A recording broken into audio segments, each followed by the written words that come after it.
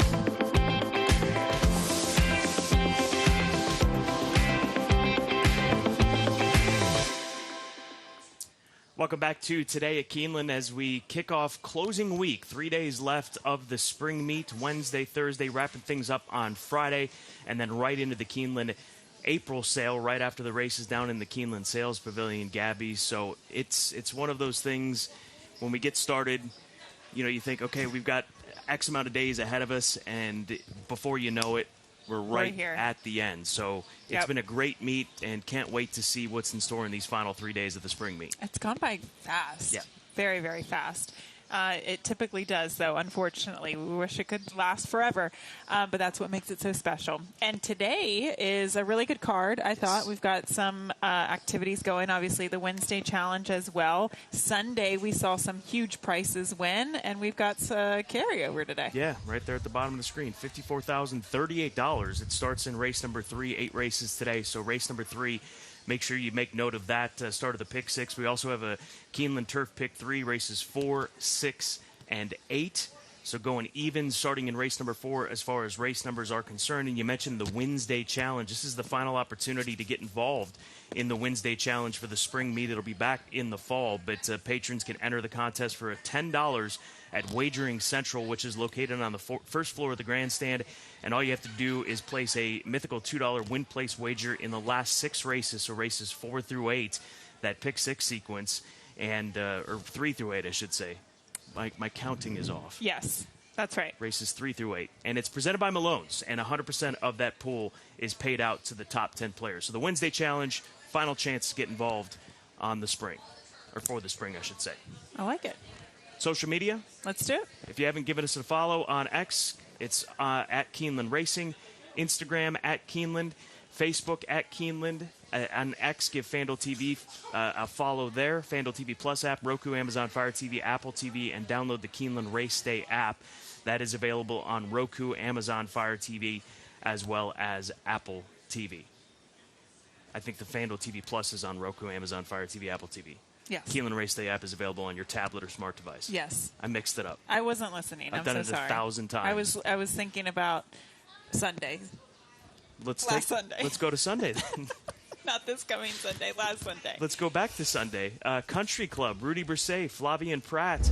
One of the clocker picks, one of the many clocker picks that have crossed the wire in front this spring at Keeneland. That's right. And this was a nice little effort there for Rudy Brisset and Flavien Prat in the winner's circle. Lots of people there celebrating that win.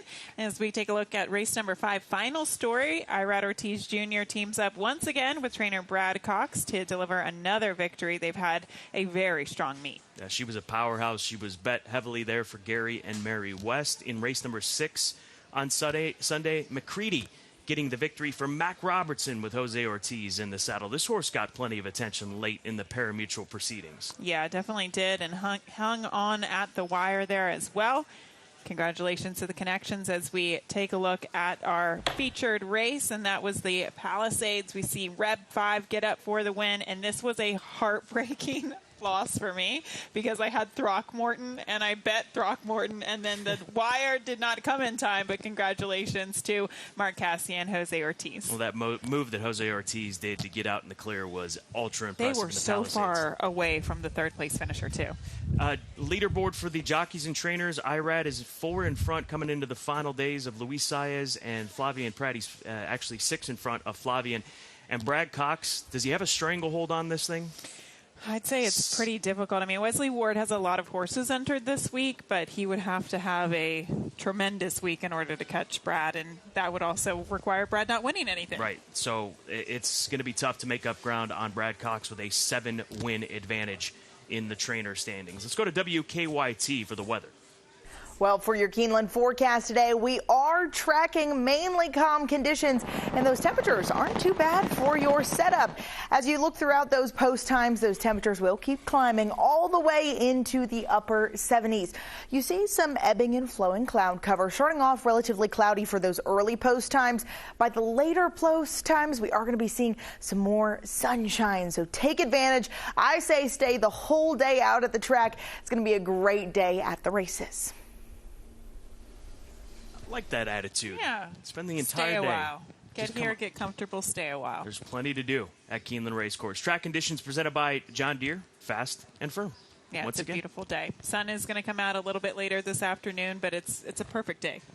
Race number 6 is our featured event, and it's a 5.5 furlong allowance race.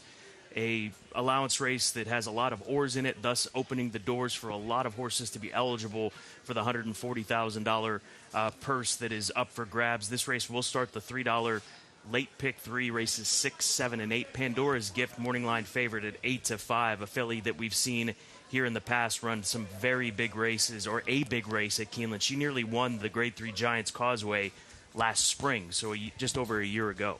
Yeah, and she went through the inaugural Keeneland Championship sale just a couple years ago there.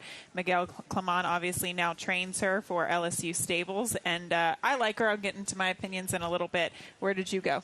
I went to the filly that is going to be drawn just to her inside, Paint You Later, for Ed Moger Jr., the number price. 7 horse. She's 15-1 on the morning line with Joel Rosario in the saddle. We take you back to her run at Churchill. It's been 11 months since we've seen her, but how many times in these turf sprint races this meet have we seen horses and quality horses like her and so many others come off of long layoffs, getting their season going after having that winter break with a lot of options as far as turf racing just not being there unless you want to go down to Florida. But she ends up finishing 3rd, beaten by Bling in the end.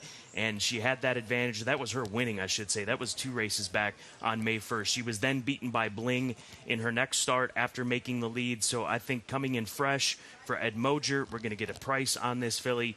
And her last couple of races have been very, very good. Those have been the 2 turf sprints that she's had the opportunity to run in. She's a 4-time winner from 9 career starts. So I'll go with Paint You Later, Pandora's Gift. She's, there may be some question marks as to what happened in the Presque Isle Masters and the lack of performance there on the synthetic, having run so well in the 2024 renewal. But I respect her because for $850,000 is what LSU Stables bought her out of the Keeneland Championship sale, and they got immediate returns as far as picking up graded black type for a filly that already had graded black type when they purchased her for nearly $1 million. She gets a Lasix for the first time in her career. That may be a huge plus for this mare this afternoon. And then the number 1 horse rounds out my top 3, Lovely Emma, for Peter Urton, coming in off of a back-to-back race win streak for CRK Stables down at Fairgrounds. And she's got that good inside post position, having won from post 7 in her last couple of starts. So I respect Lovely Emma. She's 6-1 on the morning line. I did go to Pandora's Gift here as the top pick. I just think that I'm willing to draw a line through her last race because clearly she's been given time since then. And I would say typically when that happens, you probably find a bit of an excuse. Now Miguel Clement looks like he has gotten her in a good place down over the winter in Florida. And I do go in this direction. I mean, I just think that she's got some really competitive races. She was beaten 3/4 of a length to Future Is Now in the Grade 3 Caress Stakes as well. We'll take a look at that effort. This was 2 starts back. Once again, a loaded field. Future Is Now. She had an incredible season last summer. And then you see this filly, she's just kind of closing from off the pace and just loses there by 3/4 of a length. But you had some top quality fillies and mares in that race, and they all kind of hit the wire around the same time. Not much separated. So many of those behind Future Is Now, who won by about a half length. Zeitlos was in there. Time to Dazzle, some really quality fillies and mares. So I hope that she's able to come back, and deliver her best off the lengthy layoff. If she's not, the 9, She's a Tempest, at least has some recency, Scott. She might not be the best or most accomplished runner, but she at least has 2 races under the belt and could put her in a good position today. She's also tactical. She can sit just off the pace. She can go to the lead, depending on what the pace scenario is today. She definitely does seem versatile. And then the number 1, Lovely Emma, is that other filly for me as well. Should be able to get a covered up trip on the inside. I think she started to really improve in her last couple of starts. So I think the trajectory for her season is really encouraging. This is not some outside-the-box mindset, but I remember leaving here on Sunday thinking to myself, one of the many beautiful things about Keeneland, and this is from a handicapping perspective, it's a place where if you like a horse and say they're 15-1 on the morning line, they're good horses, right? Yeah. It's a rare opportunity like we have here for these 3.5 weeks to go to horses like that, and that's the kind of opportunity that's being teed up there, at least for my opinion, when it comes to Paint You Later in our featured event, race number 6. So you get good prices on horses that have credentials, and that's why we love Keeneland Racecourse and handicapping these races. We didn't even mention Big Trouble, but she's got a big shot in there as well. She sure does. That's the feature, race number 6. Let's go into our key races, starting with race number 4. This will start the $3 Keeneland Turf Pick 3, races 4, 6, and 8. 11 through 14 scratched out of this race, so it's a field of 10 with Operation Overlord installed as the morning line favorite at odds of 5-2 for Mr. Joseph Allen and Todd Pletcher and Irad Ortiz Jr. As far as the top 3 selections for me, I will start with the 8 horse that is Laszlo for trainer Mike Maker. English Channel gelding. He's 4 years old. The sons and daughters of English Channel, they get better with age. She's now 4, second start of the season for her. This was her comeback race, about 4 months in between races from racing at Turfway in December to the end of March, and she took a nice step forward. As far as her turf credentials, they're way better than the synthetic. She's 0 for 2 on the synthetic as she's competing here today, and she's 4 for 12 on the turf course. So gets to go out to a mile and a half, or he does rather, the son of English Channel, gets to go out to a mile and a half for Mike Maker. You can never ignore him in these situations. So I like that setup race to get back on turf where he has been at his best. Laszlo on top in race number 4. The number 5 horse, Operation Overlord, the morning line favorite, comes in with the 2 best races of his career, and he won a mile and a half at Gulfstream Park and clearly displayed that he can handle it. He really dug in and fought and tried to win that race, only beating the neck in the end.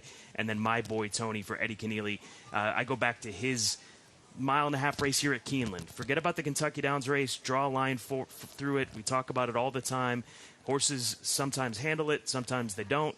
It's just going to be a toss-up. But he was a horse that ended up finishing second this time last year, going a mile and a half to British Isles, who we saw running the Ben Ally, and just won the Santa Anita Handicap a month ago. So really like this start to the $3 Keeneland Turf Pick 3 as I go 8, 5, and 1 in race number 4. This is a good little race, and I agree with you on the 8 Laszlo. I didn't pick him on top, but if we can get the exacta home, 3 over the 8. Warlander, 15-1 on the morning line. The 8 Laszlo, 8-1 on the morning line. That could be a nice little payout. Warlander will take you back to the last time he was here at Keeneland, and that was actually back in the fall on the 11th of October. I thought this was a good little race here. Jose Ortiz was aboard that day, and he got him into the race, and I think that's important. Whenever you see this horse being able to track about a half length, a length off the pace, especially at longer distances, he typically does a little bit better. You don't want him to do too much, and I think the way that this race plays out, he should be able to be forwardly placed in here. He was second behind Chapman's Peak in that race, who obviously came back to win here recently. So if you look at his turf races, he's definitely kept up with tough competition. I mean, at one point he ran fifth, beaten 3 lengths in the Bourbon. He also ran in the Grade 1 American Turf. So clearly Steve has thought highly of this horse along the way, and I like this spot for him here today. So Warlander on top, as well as the 8 Laszlo. I just think, he's been consistent. He sits on a really strong race last time out. And then I'll actually throw in the 10 relative value. I kind of have the same opinion about Todd Pletcher's horse and Chad's horse, and I gave relative value the slight edge. That's a look at race number 4. We're going to move ahead to race number 7. This race will start the late daily double. It's a key race in all the late race or late exotic races that we have here. Pick 6, pick 5, pick 4, late pick 3, late double, etc. There is a scratch of Marmalade Sky, so a field of 4 will line up in the 6.5 furlong sprint, 3 other than allowance race. The number 5 horse, Beyond Belief, is the top play for me for Kelly Breen and All East Stables LLC. A daughter of Golden Sense. She comes out of consecutive graded stakes races down at Gulfstream Park. But in this allowance race, she gets to compete with Lasix once again. Her best races have come whilst racing with Lasix. And we go back to December of last year. I know this is kicking it back, just a few months really, but she blows the doors off this field and wins by 9.5 lengths. She was 11-1 this day. This was back-to-back victories for this daughter of Golden Sense. She had earned the opportunity to try the Inside Information Grade 2, the Hurricane Birdie Grade 3. Not quite ready for that. So back in against this group here today. I think she's an absolute fit that is beyond belief. My top play for Kelly Breen with Luis Saez. The 6-horse Evanescence, who we'll hear more about in just a few moments. She, too, back on Lasix. Big plus here. She ran into Hall and Ice, that very talented Arkansas-bred filly at Oaklawn Park in the Matron. She was third on that afternoon and picked up some more black type for her connections and Green Lantern Stables. And then the number 3 horse, Lynn's Milky Way for Luis Ramirez. She comes out of the Hurricane Birdie. She's backing against Allowance Company. I mean, it's an insanely competitive field that we have, even though it's just 5 horses lining up in race number 7. Yeah, anybody could win that. Any horse, I should say, could win that race for sure. Let's go to Tom Leach for more on race 7. Evanescence ran third twice in Stakes Company last year, but went to the sidelines in June for trainer Eddie Keneally. But she's come back with 2 of her best races this year. Our first race at Fairgrounds was really good. Evanescence. She won a nice 2 other than allowance race and was quite impressive doing that. And ran then in a stake race, an overnight stake at Oaklawn Park in her second start of the year, and finished third, not beaten very far. She's good right now. How's she trained out of those? Very good. We're happy with her. She's training into this race very well, and got a nice outside post. So small field, so we're happy. Think there's a good bit of upside left for her? Absolutely. I think she's going to have her best year this year. She's graded stakes placed already from being a 3-year-old last year, but I think she can win a stake later this year. I do. Evanescence has a win from last spring here at Keeland and also a couple of recent solid works over at Churchill Downs. Thank you, Tom. Thank you, Eddie. Let's move on to our next key race. This is your key race, race number 8 at 1 1/8 on the turf course. This is a tough race, Scott. It's really, really hard. Take your pick. Yeah, and obviously this caps off a lot of those multi-race sequences, a late pick 3 being one of them, which we'll talk about in a little bit. But it's 1 1/8 on the turf course, maiden special weight. Limited edition is your morning line favorite at 7-2, and I think that shows you how difficult this race really is. And then one thing I want to talk about is the 11, Dinglewood is my top selection in here. And this one, trained by Graham Motion, comes out of back-to-back tries at Turfway Park, and we'll roll back the most recent race. This was on the 21st of March, and I thought this was a fine effort. I mean, this horse was just a couple of lengths off the pace. This was the first time stretching out to a distance of ground. Kind of made a bit of a premature move and then a sustained run coming down the lane, and then he just got a little bit tired there and got caught by Celtic Flame just a few strides before the wire. But I thought it was an okay effort, and now this horse gets to the turf course. I know there might be concern that, okay, well, if he didn't get the distance of a mile, how is he going to get 1 1/8? And I think the change of surface will really, really help him because he's bred to handle this surface. He's by Caraconti on the top side, Smart Strike Dam on the bottom side. He's a half to stakes winner on the turf. So the pedigree would suggest that this horse can take a big step forward. He's one of many that could win. The 11, Gold Sovereign, in here as well.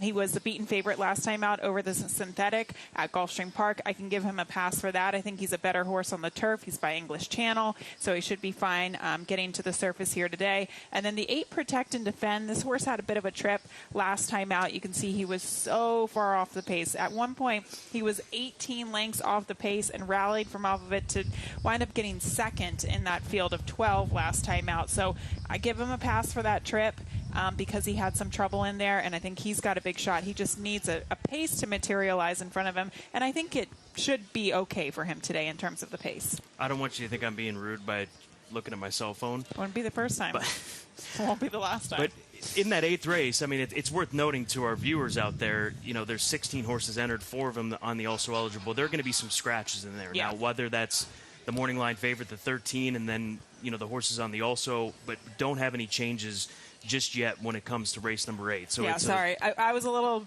taken aback there just because the 13 was on the graphic, right, and he's obviously the first on the A. Yeah.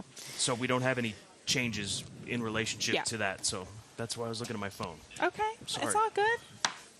Let's get to the Clocker Report for the Wednesday here at Keeneland Racecourse, and we're going to have some video to roll for you here in the Clocker Report. Turn and Run. Turns for home and runs. And Turn and Run is a horse that is going to be running in race number 5. This was out of the gate in 47-2. and finished 10 lengths to the good of his company's stablemate Glitz and Ritz and an unraced 2-year-old Volatile filly. So turn and run with a nice workout and a quick time from the gate. That's in race number 5. Yeah, making the second career start, and keep in mind that is a maiden $30,000 claiming race. In today, the Clockers also have highlighted race number 2, Express Success, a well-bred Steve Asmussen runner. Race number 5, Turn and Burn, as we just showed you, and then at Vermello in race number 8, the number 3 horse, did breeze 4 furlongs and 49. So that's the Clocker report. Let's jump into our sale grad spotlight. And going back to this most recent Keeneland September sale, Sanchu is this filly's name. She's a daughter of Nyquist out of the First Dam Broadway play, who is a daughter of Quality Road. And this filly, a half-sister to 3 winners. This is a half-sister to the stakes winner in Little Stitious, who won the Beyond the Wire Stakes at Laurel, also won the My Trusty Cat Stakes down at Delta, picked up Black Type, finishing 3rd in the Weber City Miss Stakes. So this filly bringing a strong number, $425,000. She was consigned by Burleson Farms during the September sale, and she would have been a Book 1 filly in that Keeneland September sale, being hip number 262. Yeah, beautiful-looking filly there. That's a look at the sale grad spotlight. Let's get into the Keeneland Turf Pick 3 as well as the late Pick 3. And race number 4 starts the Keeneland Turf Pick 3 this afternoon. 1, 5, and 8 is where I begin in this first leg, with the 8 being the top play, the 1, My Boy Tony, for Eddie Keneally. We talked about this race. I mean, it's the top 3 selections that I've got in that first leg, and the same can be said in race number 6. 1, 7, and 8, the idea there with Lovely Emma, as well as Pandora's Gift and Paint You Later, and then singling in the 8th and final. This final race, I'm going to lean on the number 4 horse, Go for Rocket, with that nice improvement that this colt showed. First start as a 3-year-old, first start with Lasix in his most recent start, so gets a mile and an 1/8 here this afternoon. He debuted here at Keeneland last fall, was beaten by Remember Mamba, who picked up the stakes victory opening weekend here at Keeneland Racecourse. So Go for Rocket is the single in this $27 Keeneland Turf Pick 3 ticket. That's bold. Single in that last leg, but it's either that or you go pretty heavy in that last race.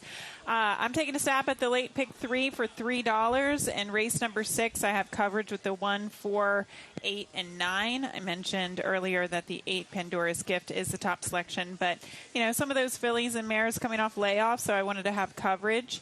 In the 7th race, I'm just singling the 6 Evanescence in there for Eddie Keneally. I liked what he had to say about this filly. I thought she ran really well against a tough group of horses last time out at Oaklawn, and I think she can take another step forward. And if that is indeed the case, that will put her in the winner's circle. And then the 8th and final race, just using the 8, the 10, and the 11 with preference to the 11, Dinglewood for trainer Grant Motion. Good luck to you. We both can't hit. Nope. It's not going to be that kind of a day. We haven't had many side wagers this year. Zero I feel side like wagers. it's just been so busy. Today's not the day. We'll get creative tomorrow. Okay. Let's go to our best angle segment. And I'm going to go to race number 1. Race number 1, a starter allowance race, 12.5 starter allowance race going 7/8 of a mile. Get her number. Grade 1 winner 6 years ago. It made me feel old when I realized that it's been 6 years since this horse won the Grade 1 American Pharoah. Yeah, I feel like the last 6, 7, 8 years have just absolutely flown by. But it'll do that to you, especially when you start looking at pedigrees and you remember them running. And yeah, 8-year-old son of Dialed In. He's found his level. This is a horse now trained by Robertino Diodoro, who has rattled off 3 consecutive victories. From Remington Park, back-to-back wins at Remington from 10 to starter 10 to this starter allowance race, optional 30 at Fairgrounds. He has just kept on rolling since moving into the Robertino Diodoro barn. He's made over $855,000. And looking around at the competition that he's going to be facing here this afternoon, I think he is, clearly the one to beat in this race. So he's got that back class. You know, he had some races and periods of his race career where you can understand with a Grade 1 winner, connections not willing to drop and give up on him just yet, but he has found his level and thus has gotten eligible for these starter allowance races. So I've got him on top in an exacta over Heir of Defiance, who has been in good form at Oaklawn Park in starter allowance company, and he is a 5-year-old gelding. He hasn't made quite the money that Getter Number has, but you've got to respect the races that he comes out of as well. I love starter allowance races. I think it just brings together such even playing fields, especially when you've got good horses or horses that are in good form, and that's the case in race number 1. All right, I'm going to take us to race number 5. This does kick off the late pick 4. 6 furlongs on the main track for this maiden $30,000 event. I am zeroed in on the number 1 Editor, Scott. I mean, this is a race where there's a lot of confusing things happening. You have the 3 nanosecond, who takes a big drop in class for Todd Pletcher, faced Chief Wallaby in his debut, was 3-1 in that race, and ran very badly, and then followed up with another subpar performance. But Editor, I thought this was a fine race last time out. It was against maiden optional claiming horses. He lost to General Graham. That winner, General Graham, would come back to win a starter allowance right here at Keeneland, posting an 80 buyer speed figure for that win against Starter Allowance Company. So my take on this was that he ran fine first time out on the turf, ran a little bit better second time out, lost to a really nice horse that came back to win a starter, and I think he lays over this field. So I have a very strong approach with him. He'll probably be a short price, but the second portion of this is to fade some of the shorter prices. So you want to throw in the 2 props in there in the exacta, as well as the 7 Rare Eclipse, who might get bet. That horse might be the 3rd choice in there. And then the 10 Jack Charles, first-time starter for Wesley as well. So I think the approach there would be the 1. I have a confident, opinion on the winner, and then maybe throw in some prices for the exacta. You and I are on top as far as the top selection Editor. I think he's going to be really difficult to beat in that 5th race, which does start the late pick 4 this afternoon.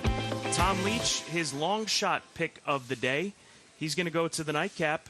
Vermello, Cherie DeVoe, and Jose Ortiz going to be teaming up. Pick. I was going to say, I remember that name. So $450,000 Son of Constitution for Cherie DeVoe. Barn does well off the layoff, was well bet on debut, albeit back in 2024. So a long layoff. Vermello comes into this race off that long layoff, as you mentioned. We got 10 seconds to say goodbye. Goodbye. Enjoy today at Keeneland.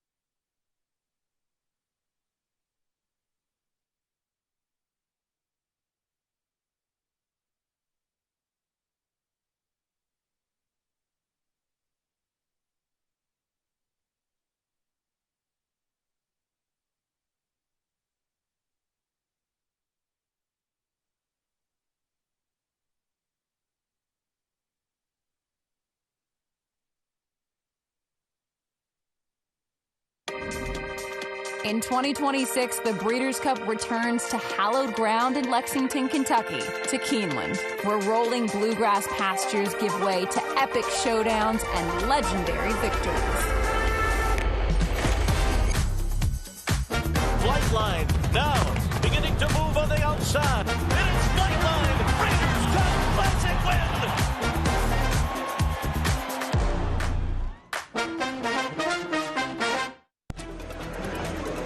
This is where it all begins. These are the recruits for next year. They're going to be part of our roster, part of our team. The pavilion was jam-packed. It has remained jam-packed. Phenomenal feeling in the pavilion, on the grounds, in the back ring. You have a chance to make 5, 10, 100x. Big sale with a lot of quantity, but they're going to sell over 4,000 horses here. We had quality racehorses today, I believe, that will go on and we'll be reading about in years to come. Keeneland sale, you got to be here. There's a reason why Toyota is America's best-selling retail brand. It's the quality, dependability, and reliability that you expect from Toyota. And that starts right here in the USA, where Toyota has invested over $49 billion into 11 different manufacturing plants, including the newest one, a battery plant for its electric and hybrid vehicles. There are now 13 different Toyotas built in the USA, with more on the way. America drives Toyota. Let's go places. Dear racing fans, we've been waiting for you. We've been working, prepping, training, putting together thrilling races, new spaces, favorite traditions, and fresh experiences. From right on the rail to the top of the hill. Whether it's your first meet or your 50th, we can't wait to welcome you back this spring. Love, Keeneland.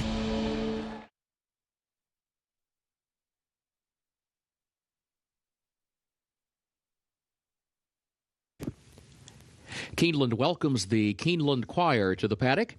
This group is made up of employees from a variety of departments across Keeneland. Our employees are the heart and soul of Keeneland. It's their passion and dedication that make this place unique. Today, the Keeneland Choir first will sing our state song, My Old Kentucky Home.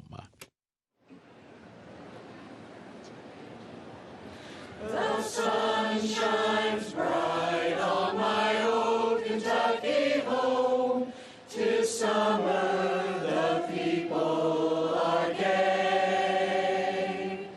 The corn tops ripe and the meadows in the bloom, while the birds make music all the day.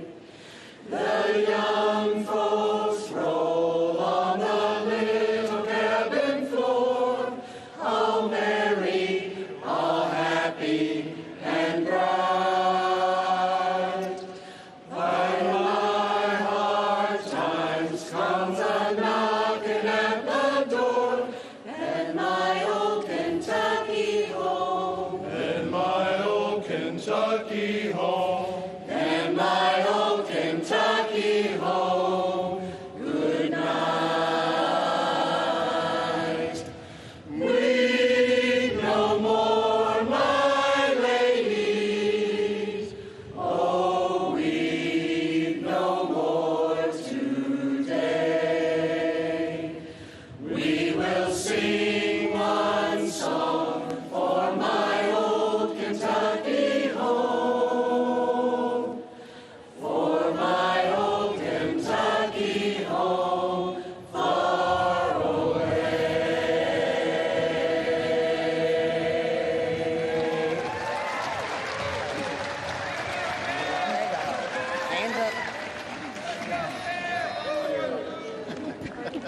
Ladies and gentlemen, please rise as you are able for our national anthem.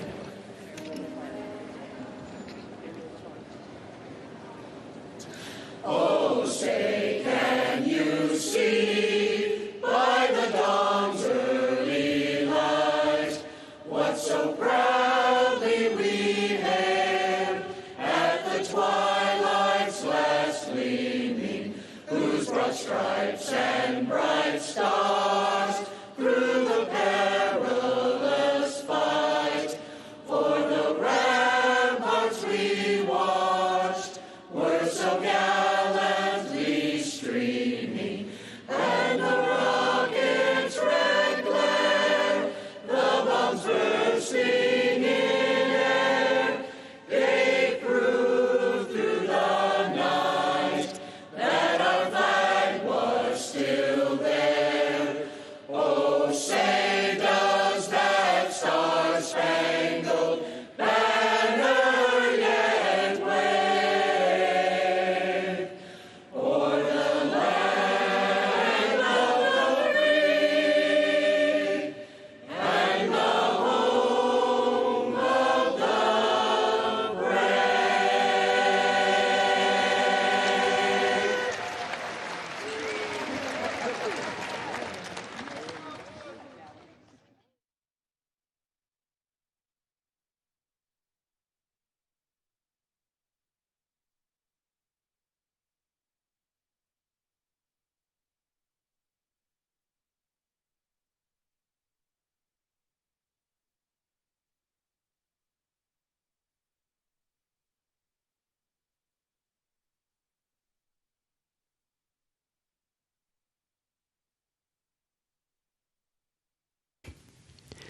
Keeneland is proud to recognize Severin Miller with dining as the Employee of the Day. Congratulations, Severin.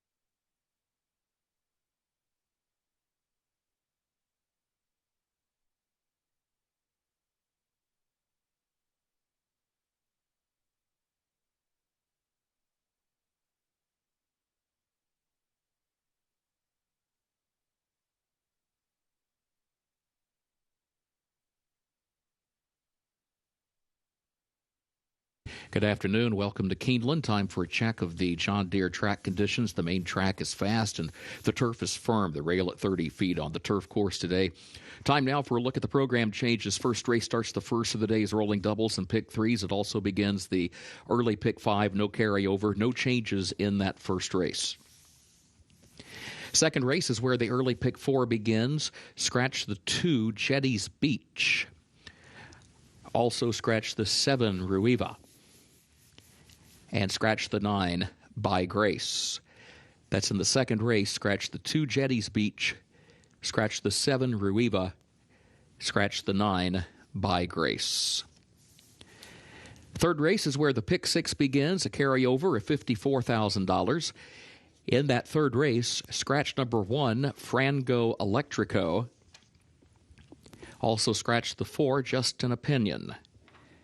That's the third race. Scratch the 1, Frango Electrico, and scratch the 4, Just an Opinion. Fourth race, start of the late pick 5, no carryover. Also start of the Keeneland turf pick 3.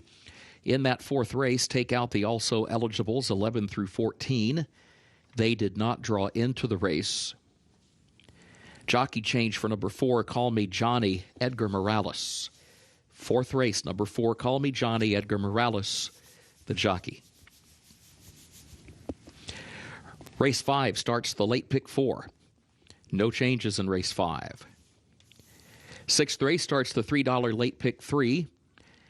Take out the also eligible number 11. Justin Queso did not draw into the race. Seventh race. Scratch the 4, Marmalade Sky. That's the seventh race. Scratch the 4, Marmalade Sky. No superfecta on race 7. Eighth race, no carryover for the Toyota Super High 5. Take out the also eligibles 13 through 16. They did not draw into the race. Those are the current program changes. Time now to check in with Scott Hazelton and Gabby Gaudette. Thank you so much, Kurt Becker. We're down to the final 3 days of this spring meet, Wednesday, Thursday, and then wrapping things up on Friday with racing and then right into the Keeneland April sale down in the Keeneland Sales Pavilion. But, Gabby, this Wednesday, 8-race card. How about a little pick 6 carryover to spice things up? Over $54,000 carrying from Sunday. Yeah, we had some big prices on Sunday, so looking forward to that pick 6 carryover today. And the featured event is race number 6, an allowance race at 5.5 furlongs on the turf. And we have the return of Pandora's Gift. And, the last time we saw her here at Keeneland, she was running really, really well. I mean, I think she has a big shot. It's just whether or not she can overcome that layoff. She is a graduate of the inaugural Keeneland Championship sale back in 2024 at Del Mar. So we look forward to seeing Pandora's Gift in our featured event, race number 6. There is a turf pick 3 today, races 4, 6, and 8. And with it being the final Wednesday of the spring meet, it's our final opportunity to dive into the Wednesday Challenge presented by Malone's. Yeah, good luck if you are participating, and I think it's a good sequence of races today. Yeah, races 4 through 8, the sequence for the Wednesday Challenge. Make sure you go and sign up over at Wagering Central. Enjoy the 8 races ahead on this Wednesday here at Keeland.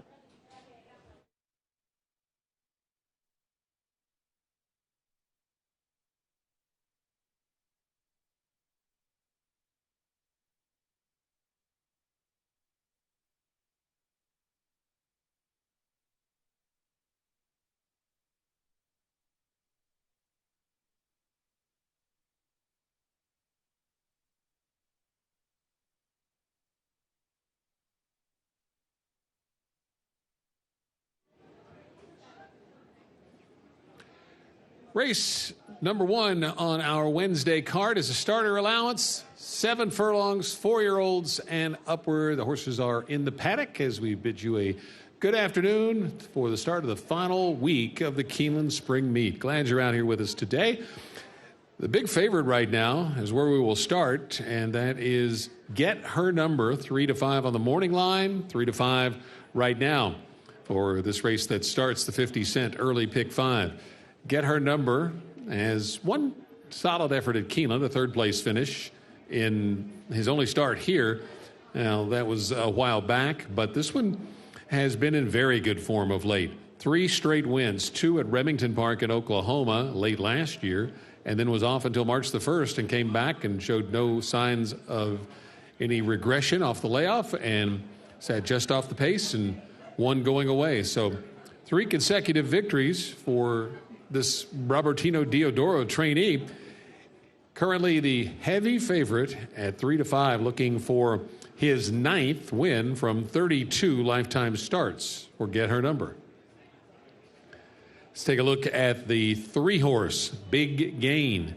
And Big Gain has, I think, one advantage over the top choice in that Big Gain is cutting back from a couple of mile and a 16th races to this 7 furlong distance, whereas Get Her Number has been running 6 of late. So that could be the slight vulnerability for the favorite. Big Gain, 3 wins from 19 starts, but really faced some top-notch company in those last 2 races out at Oaklawn. Knew What's New is a stakes winner. Publisher ran, albeit off the board, but in the Oaklawn Handicap last weekend out at Oaklawn Park, and has really upped his game here in 2026. So Big Gain from the barn of trainer Norm Cassie should have a big shot in here for the meet's leading rider at the moment, Arad Ortiz Jr. So I think these top 2 look really good in here, and it'll be, I think, a surprise if one of those 2 is not standing in the winner's circle at the end of this race. But if you're looking for a little bit of a price, well, you can try the 4, 14-1, down from a 30-1 morning line. Just thought this one had the potential to be up not too far off the pace. The win back on January 22nd at Turfway Park was in wire-to-wire fashion at a mile. Like the fact that this one is cutting back, seems to be training well, and just looking for a price to fill out the top 3 here. Went to the 4 Extravagant Prince, but those top 2 look awfully salty in here. Get Her Number currently 4-5 over Big Gain at 5-2. The 50-cent early pick 5 starts in this opening race, and the pool is just over $125,000 right now. Good luck on your Wednesday at Keeneland.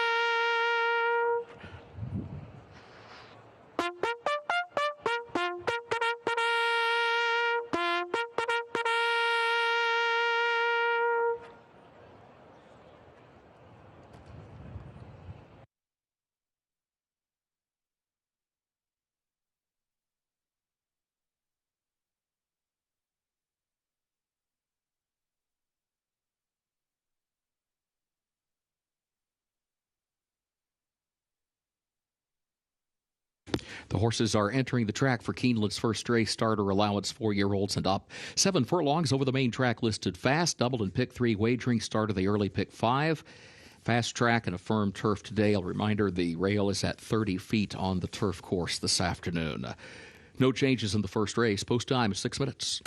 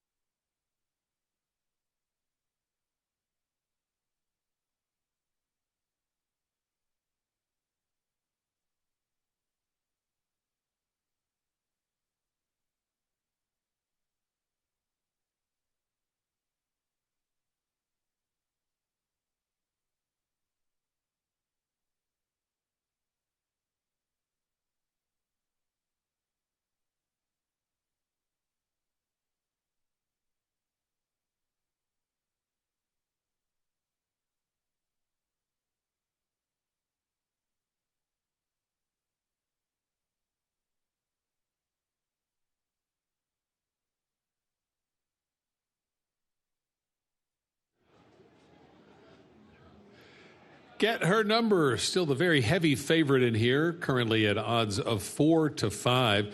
If you happen to catch Today at Keeneland this morning with Scott and Gabby, this was Scott Hazelton's best angle play of the day.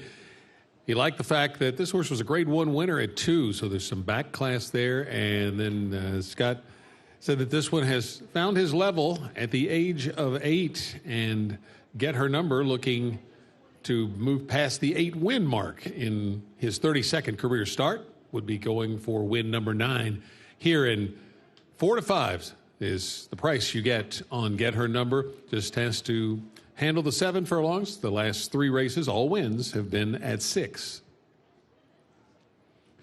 The 5, Air of Defiance, only horse in the race that has won over the Keeneland main track. This horse has been racing at Oaklawn Park in the last 2 starts, showing really good speed, too. 2 back, got a win in the first start for the Jade Cunningham barn that had claimed this one out of a race at Churchill in November. Then followed that up, moving up in class and, again, setting the early pace, just getting caught in deep stretch to lose by a half length. So Air of Defiance, also those last 2 at 6 furlongs, so has to handle the extra furlong here. But the race from which he was claimed last November at Churchill was a good third-place effort going this 7-furlong distance. He's also a winner at a mile, which is a one-turn race at Churchill from last September. So no indication that the 7 furlongs should be an issue for Air of Defiance. Got 6 of them going to the post to start the early 50-cent pick 5. The pool closing in on $200,000 to start this Wednesday card.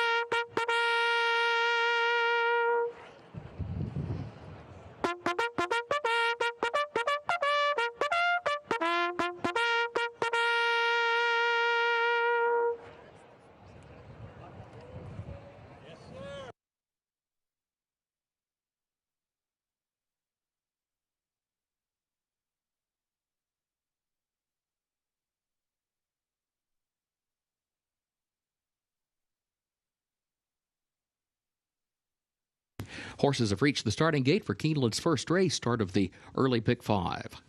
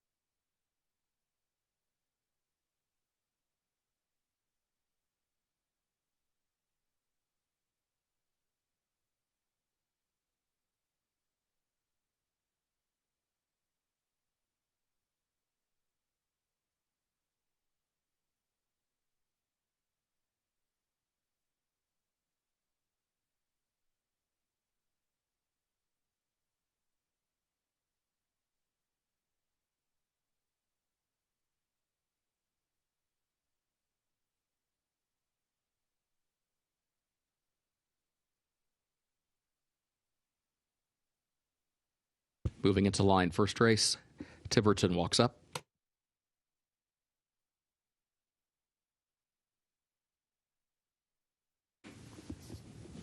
Get her number. Big Gain comes forward.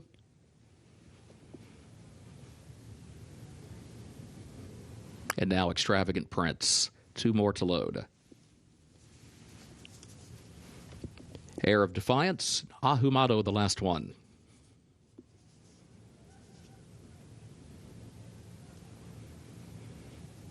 Last one comes forward. Goes in there at the post. And they're off. Get Her Number comes right out for the early lead. Air of Defiance there to the outside. Extravagant Prince in between that pair. Then Big Gain down to the inside. But Get Her Number will have the lead. Get Her Number gets closer to the rail for the move up the backstretch well before the entry to the far turn. Leads at 3/4 of a length. Air of Defiance goes second by a length. Big Gain third, a length and a half. Tiverton fourth by just a neck. Extravagant Prince is now fifth. And Ahumado is last of the 6. Get Her Number, the leader. Get Her Number leads at 3/4 of a length to Air of Defiance. And then Big Gain. Opening quarter, 23.44 seconds. Onto the far turn they go. Get Her Number shows the way. Get Her Number on top by just over a length now to Air of Defiance, second a length, and then Big Gain hugs the rail third by 2. Tiverton fourth, 3/4 of a length. Midway on the far turn, Extravagant Prince is next to last, and a gap of 8 more lengths back to Ahumado, who is the trailer. Just over a quarter mile to go in the opener at Keeneland. Get Her Number chased all the way by Air of Defiance, as well as Big Gain, who's still looking toward the inside off the far turn. Get Her Number has the lead by 2 lengths. Air of Defiance is there to the outside, but still second by a length, and then Big Gain, who's third toward the rail. Here's Air of Defiance, takes another run at Get Her Number to the final furlong, and Big Gain third toward the rail, tries to close in, but Get Her Number maintains a 2-length lead. Big Gain to the inside, now challenging Air of Defiance for second. Get Her Number. Jose Ortiz to win the opener. Big Gain home second, Air of Defiance third, and Tiverton fourth.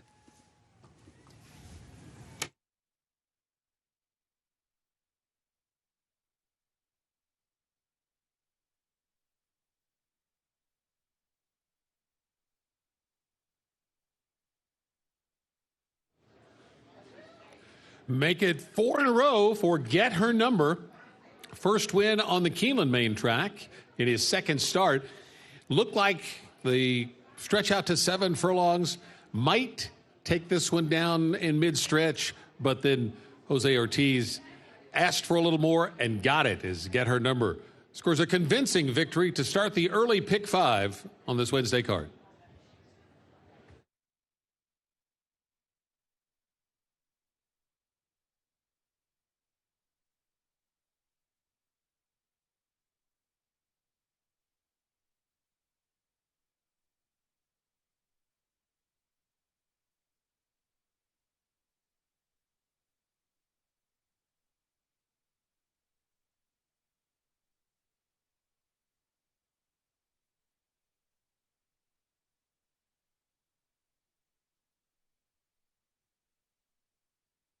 The unofficial results of Keeneland's first race: number 2, Get Her Number, finished first. Number 3, Big Gain, second. Number 5, Air of Defiance, third. Number 1, Tiverton, fourth. 2-3-5-1, unofficial.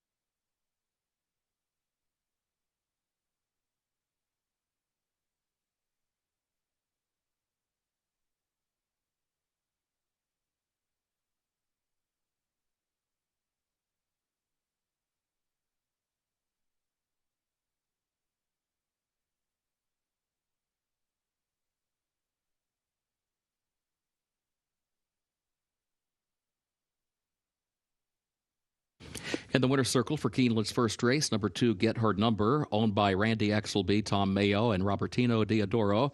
Trained by Robertino Diodoro, the jockey Jose Ortiz. Get Her Number, 8-year-old gelded son of Dialed In, out of Fancier by Bernstein, bred in Kentucky by Philip Robertson and Brenda Robertson. 7 furlongs over the fast main track, 1 minute 22.8 seconds.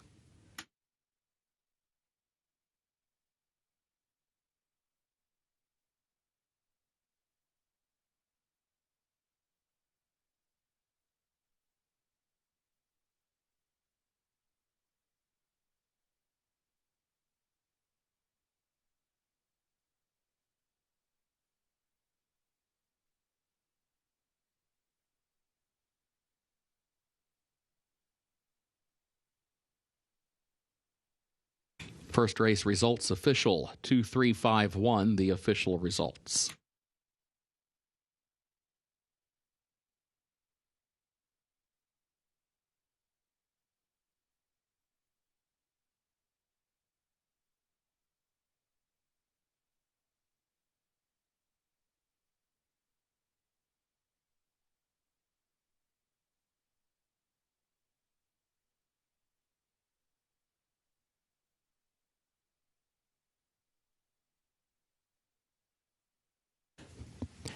Keeneland's second race upcoming, including double and pick 3 wagering. Start of the early pick 4. Main track is fast. The turf is firm today. The rail at 30 feet on the turf course. In the second race, scratch the 2, Jetties Beach. Also scratch the 7, Ruiva. And scratch the 9, By Grace.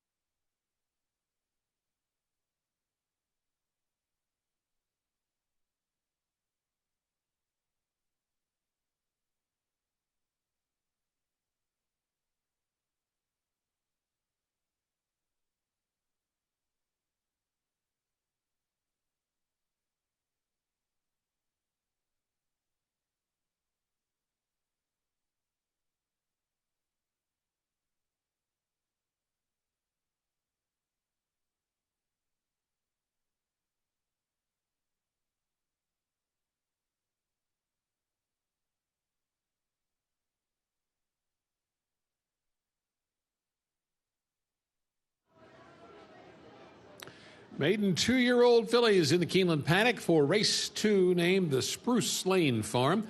4.5 furlongs over the Headley course. It's for maiden 2-year-old fillies with a purse of $90,000, and it starts the 50-cent early pick 4. Wesley Ward's had an outstanding meet, and he trains the heavy favorite in here, Sanchu. He had 2 entered. Riva was scratched, leaving the 5, who was the morning line favorite, as the current 6-5 betting favorite. First time out for this filly by Nyquist out of the Keeneland yearling sale, the Keeneland September yearling sale last fall, went for $425,000. Really nice work on April the 12th, 3 furlongs, 35 and 4 from the gate. Best of 20 that day. 3-horse taking a little money at 5-1, down from the 8-1 morning line. It's the filly by Sharp as Tekka, trained by Kelsey Danner. This one's been working on the synthetic at Turfway Park. Interesting thing to look at here is Sharpie Girl has had 3 works of 4 furlongs each, where the favorite has only been working 3 furlongs max. So Sharpie Girl with a nice 47 and 3 work last time from the gate. That too was the best of 20 on April the 15th at Turfway. And prior to that, had a couple of other 4 furlong works that was not as much speed was asked for in those. Sharpie Girl looking good in the paddock and on the tote board at 5-1. But the horse that is taking a lot of money in here is Express Success, the co-favorite at 6-5, and actually a little more money has been bet on the 10 now, Express Success. Steve Asmussen, the trainer, on this filly by Gunrunner, who has been working here at Keeneland, and that most recent work was a good one. From the gate, 36 flat, third best of 61 on April the 11th. A couple of other 3 furlong works prior to that for Express Success, a homebred for the Winchell Thoroughbreds. Was 4-1 and the second choice on the morning line, but currently is at 6-5, and the roll of favorite is now flipped back over. Slightly more money on Sanchu, taking a little bit more money, but both the 5 and the 10 are currently at 6-5. 50-cent early pick 4 starts here in race number 2.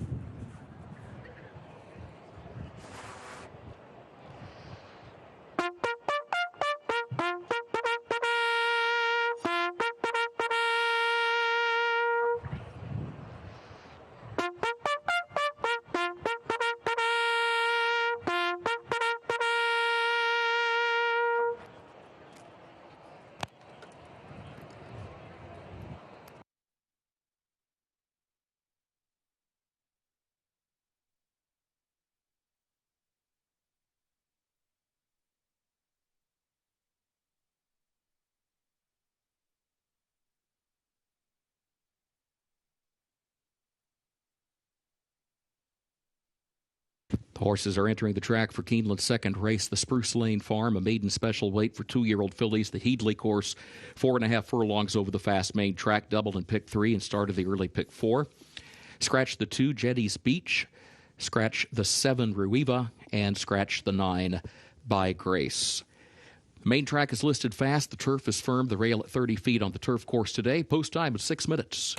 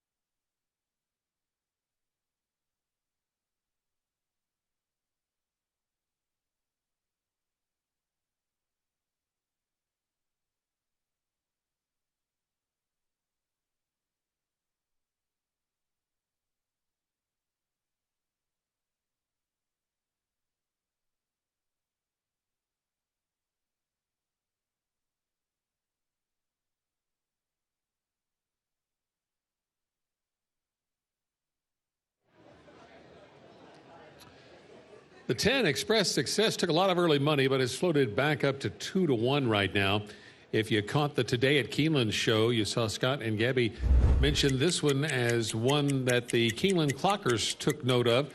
The April 11th work here at Keeneland, 3 furlongs in 36 flat from the gate.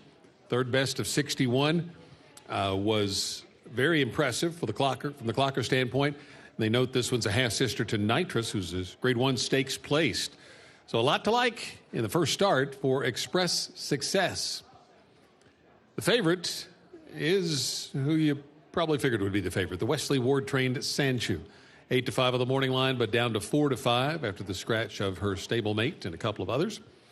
This one is moving well down the Keeland backstretch as the Keeland September yearling sale graduate prepares for her first start here on the Keeland main track. Start of the 50-cent early pick 4 here in race 2 for maiden 2-year-old fillies.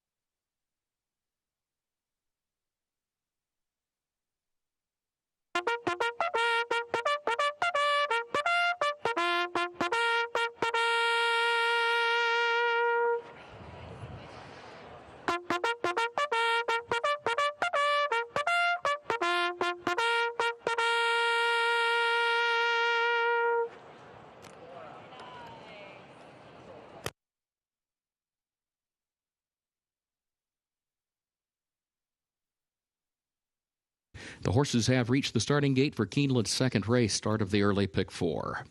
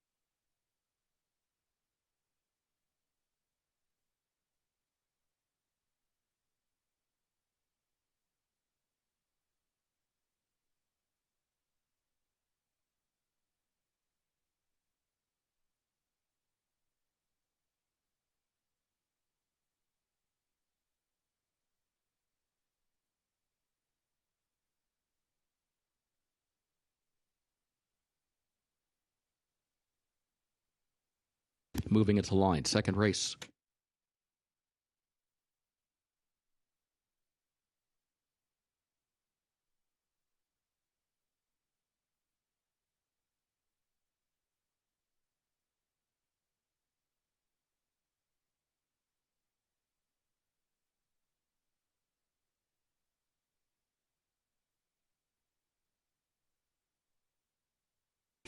Massassi goes into the gate. Here's Sharpie Girl walking up, and then Miss Demon.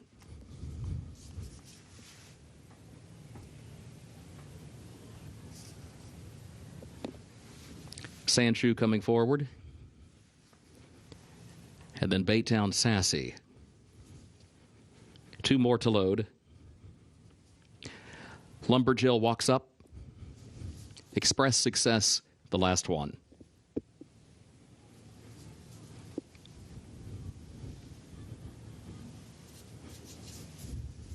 Last one going in. At the post, and they are off. There goes Sandshoe out for the early lead. Sharpie Girl is right there to the inside. Express Success to the far outside, away third. Lumberjill is a close-up fourth as they round the turn. Miss Sassy is in fifth. Baytown Sassy on the outside is in sixth. Miss Demon last to the 7 as they work their way toward the quarter pole. Sharpie Girl is against the rail. Leads Sandshoe only by a neck. At a gap of a half dozen more lengths. Express Success is a distant third at this point. In fact, Lumberjill moves up to the inside to challenge her for third. Sandshoe off the far turn tries to draw alongside of Sharpie Girl. Sharpie Girl has a narrow lead. Sandshoe there on the outside. Then a gap of 5 more lengths back to Express Success, who's still third. Lumberjill is in fourth. Final furlong. Sharpie Girl with the lead. Sandshoe still trying, still second. Sharpie Girl past the 16th pole. She's got it by a length. Here's Sandshoe with a final run to the outside. At the wire, though, Sharpie Girl in front for Adam Biscuitza. Sharpie Girl to win it. Sandshoe will have to settle for second. And then further back, Express Success was home in third, and Lumberjill was fourth.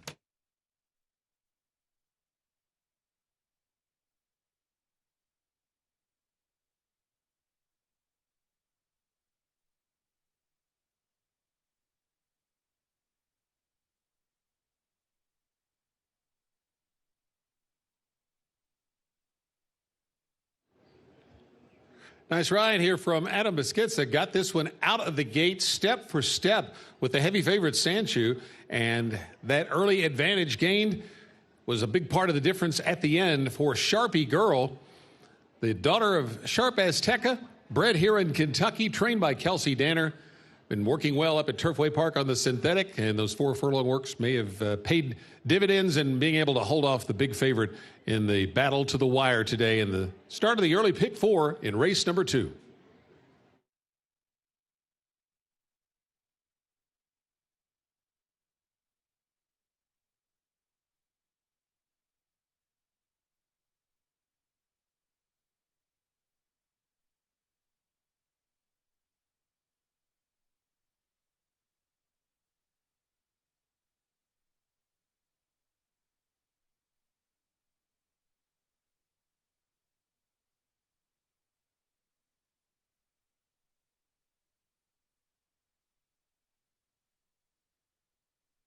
The unofficial results of Keeneland's second race: number 3, Sharpie Girl, finished first.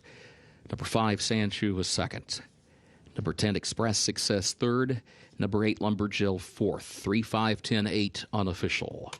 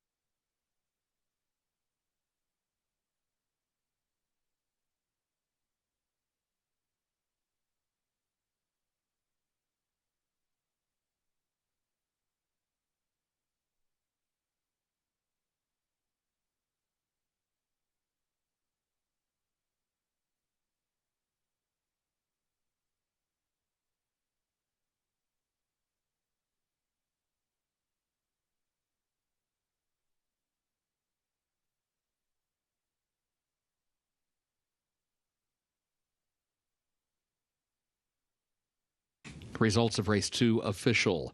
3, 5, 10, 8, the official results.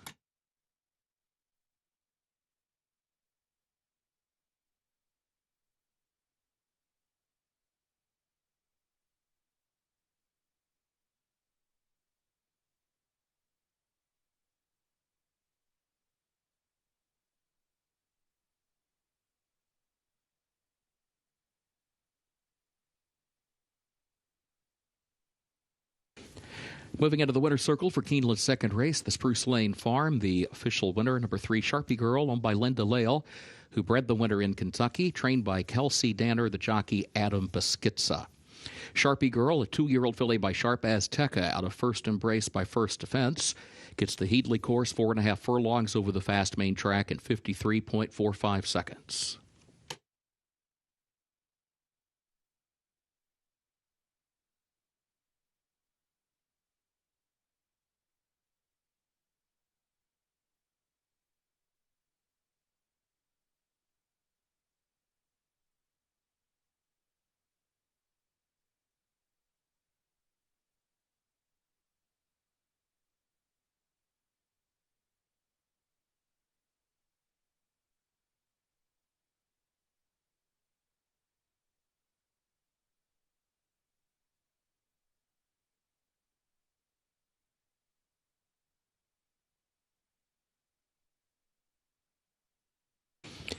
In the winner's circle, the Spruce Lane Farm Trophy presentation to the connections of Sharpie Girl.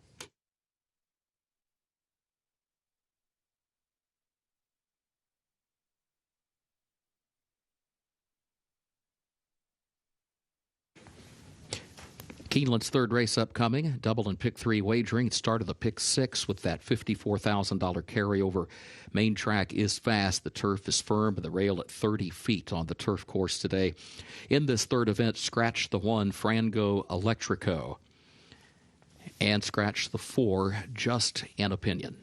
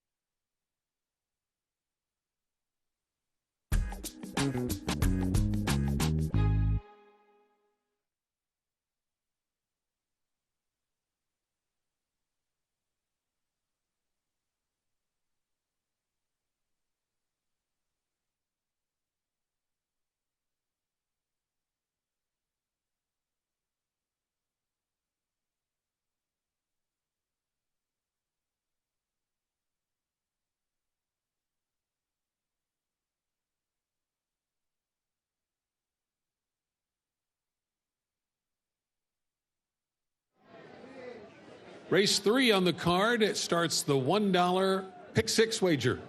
And there is a $54,000 carryover from some big prices that scored on Sunday. So got some extra seed money in the pool for today's pick 6. Race number 3 that leads it off is for fillies and mares 4 and up. It's a claiming race. They're claiming tag $25,000. They'll go 6.5 furlongs on the main track. Big favorite right now, down from a 5-2 morning line, is Don't Say It, the 3. Don't Say It coming off a victory last time out in convincing fashion up at Turfway Park at this 6.5 furlong distance. That was against condition claimers last time out. Straight claiming company here today, but this one's in good form right now. This is the first time on a fast dirt track since October of 2023 for this one. The race was a third-place finish, beaten just 3/4 of a length, so certainly showed that she could handle it that day. And Don't Say It has 3 wins and a second from 12 lifetime starts, and should be coming under Luan Machado from a little off the pace from the 3-hole today. Let's take a look at the 6 right now for trainer Tim Gerton. This one has 6 lifetime victories from 34 starts. The last race was a really solid effort, finishing second, beaten just 3/4 of a length that day. That was at Turfway Park on the 7th of March, and that was the first start since last October. This horse has been exclusively on the synthetic since back into early last year. 4 starts on the main track, no in-the-money finishes. 4 right now. And right now is at 7-1. So you get a little bit of a price on this one. The 5 horse at 3-1 is Commanded for trainer Andrew McKeever. This one dropping in class just a bit. Last time out was 7th at Turfway Park against an allowance field. 4 wins from 13 lifetime starts. And this one has 4 wins on the main track, and Commanded currently at odds of 3-1. 4-5 favorite is still the 3. Second choice is at 3-1, and then anything else will get you a double-digit payoff if it scores in race number 3, starting the $1 pick 6 wager for this Wednesday. Good luck.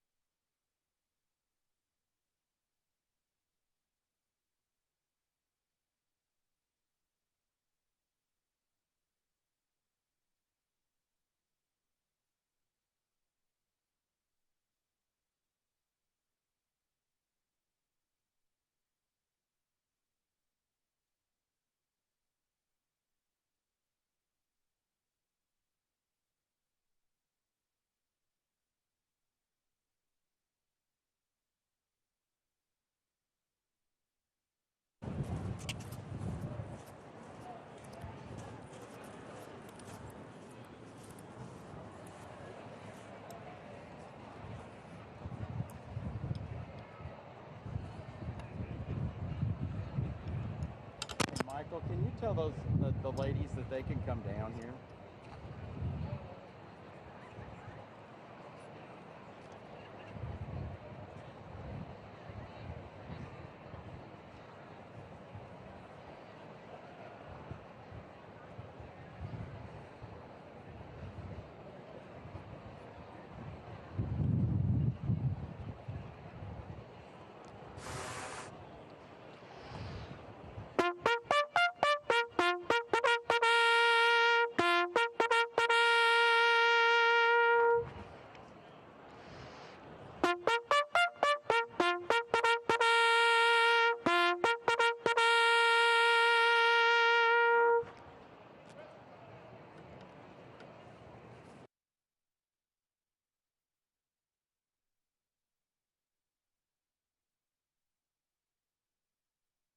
The horses are entering the track for Keeneland's third race, claiming race fillies and mares age 4 and up for a price of $25,000. 6.5 furlongs over the main track listed fast. Double and pick 3 wagering started the pick 6 with that $54,000 carryover, and the pool now including that carryover approaching $180,000. Scratch the 1, Frango Electrico, and scratch the 4, Just an Opinion. Post time in 7 minutes. Again, the main track is fast. The turf is firm. The rail at 30 feet on the turf course this afternoon.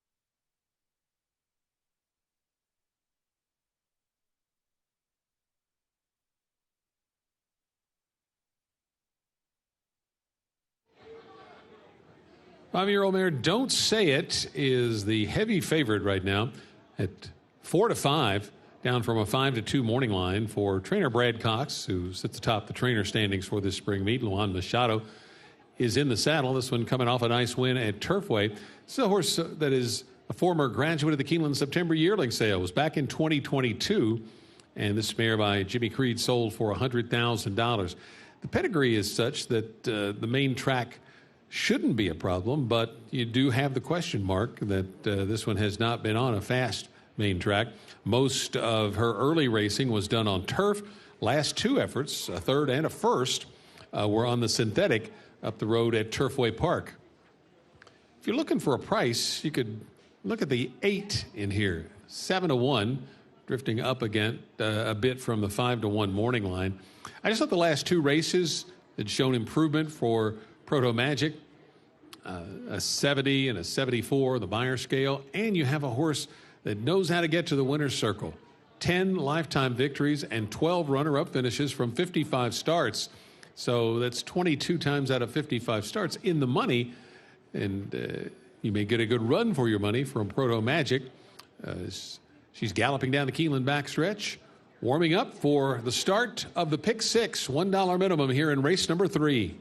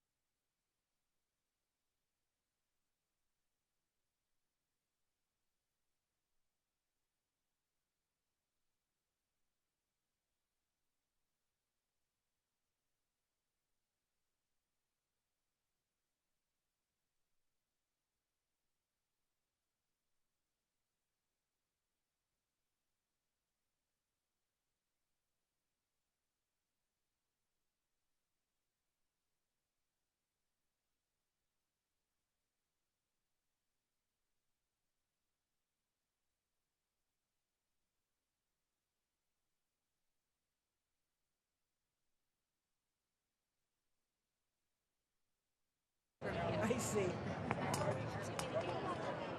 The guys keep me on task. There's Barry.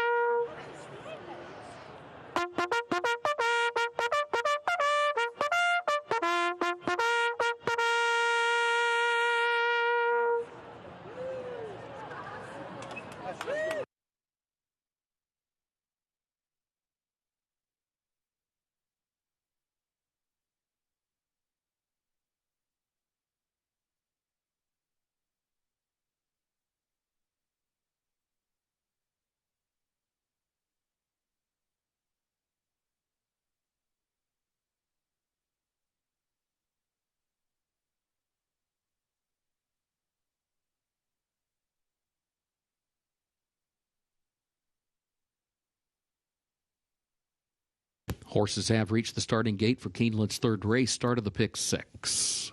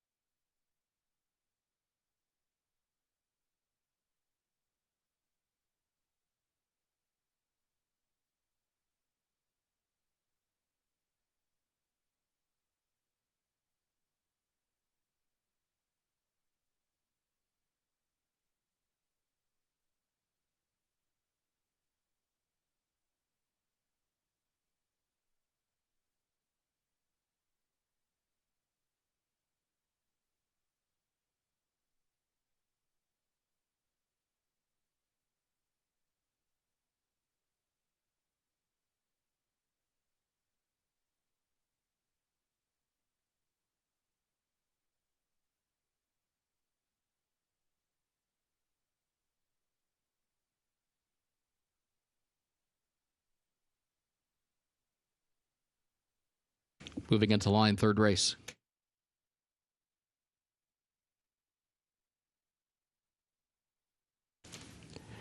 Daring Hope moves in. Don't Say It comes forward. And then Commanded. 3 more to load. Getting ready for the start of the pick 6. Right Now walks up. 2 left. Social Butterfly Tam coming forward. Last one getting set to load. Proto Magic.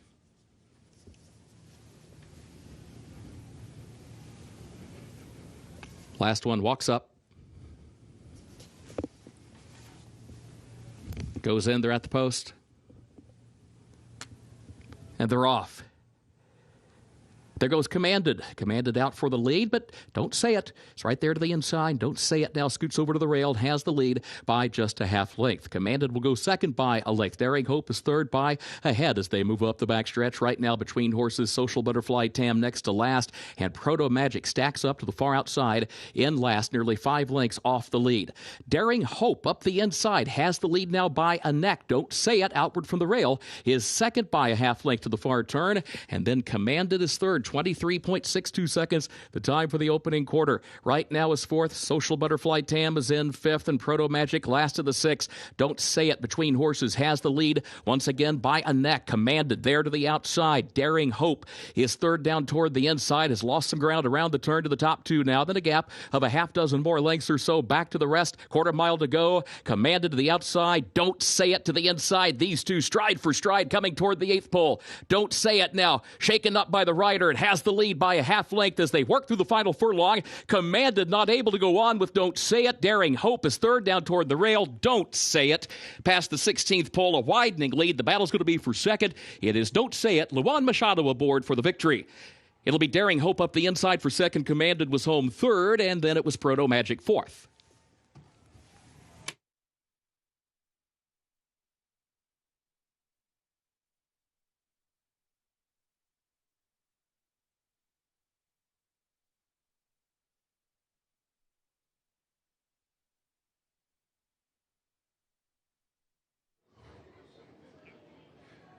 Don't Say It takes trainer Brad Cox on another trip to the Keeneland Winners Circle at this spring meet. That is 4 victories, and the first one on a fast main track for Don't Say It.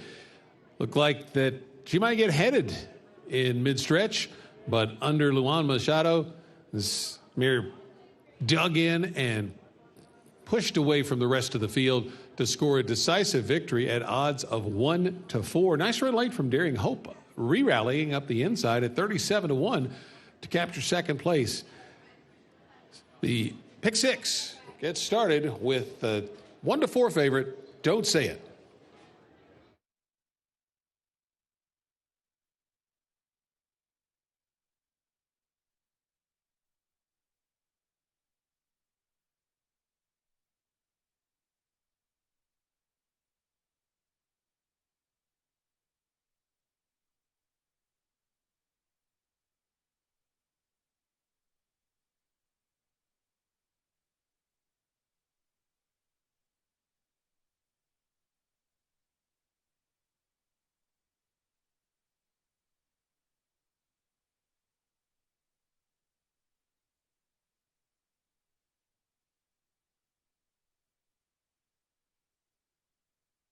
The unofficial results of Keeneland's third race: number 3, Don't Say It, finished first. Number 2, Daring Hope, second. Number 5, Commanded, third. And number 8, Proto Magic, fourth. 3-2-5-8 unofficial.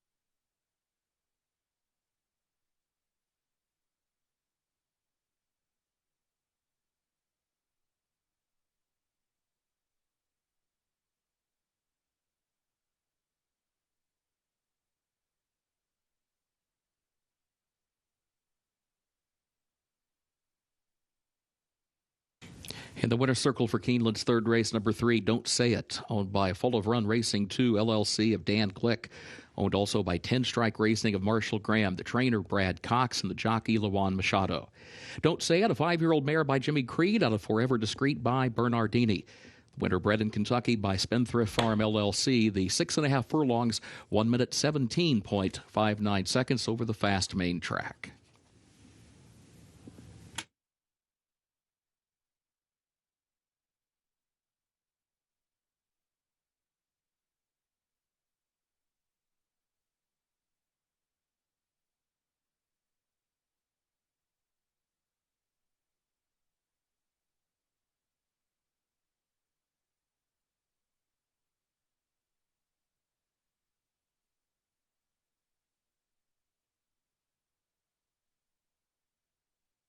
Third race results official, 3-2-5-8, the official results.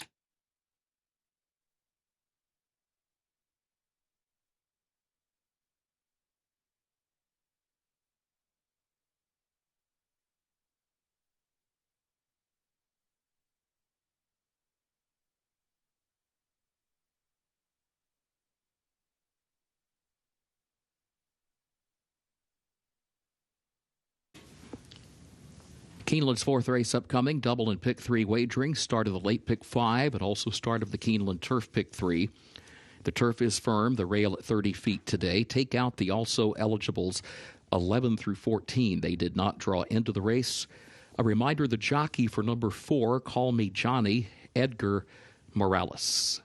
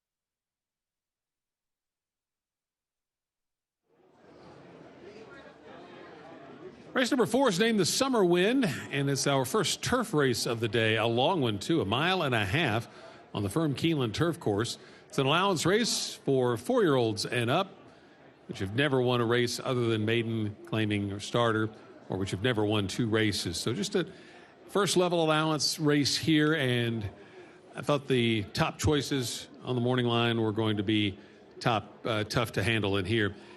We'll start with Operation Overlord. This one comes from the barn of trainer Todd Pletcher, whose horses have done well here at the Keeneland Spring Meet. 12 starts, 5 wins, 2 seconds, and a third. This one seems to be at his best going long. 2 back on the synthetic at Gulfstream, went 1 mile and 3/16 and was a wire-to-wire winner. Next time out, sat just off the early pace, moved to the lead, and then got caught at the wire and lost by a neck, moving up into allowance company out of the maiden special weight win. That was on the turf at 1.5 miles at Gulfstream Park.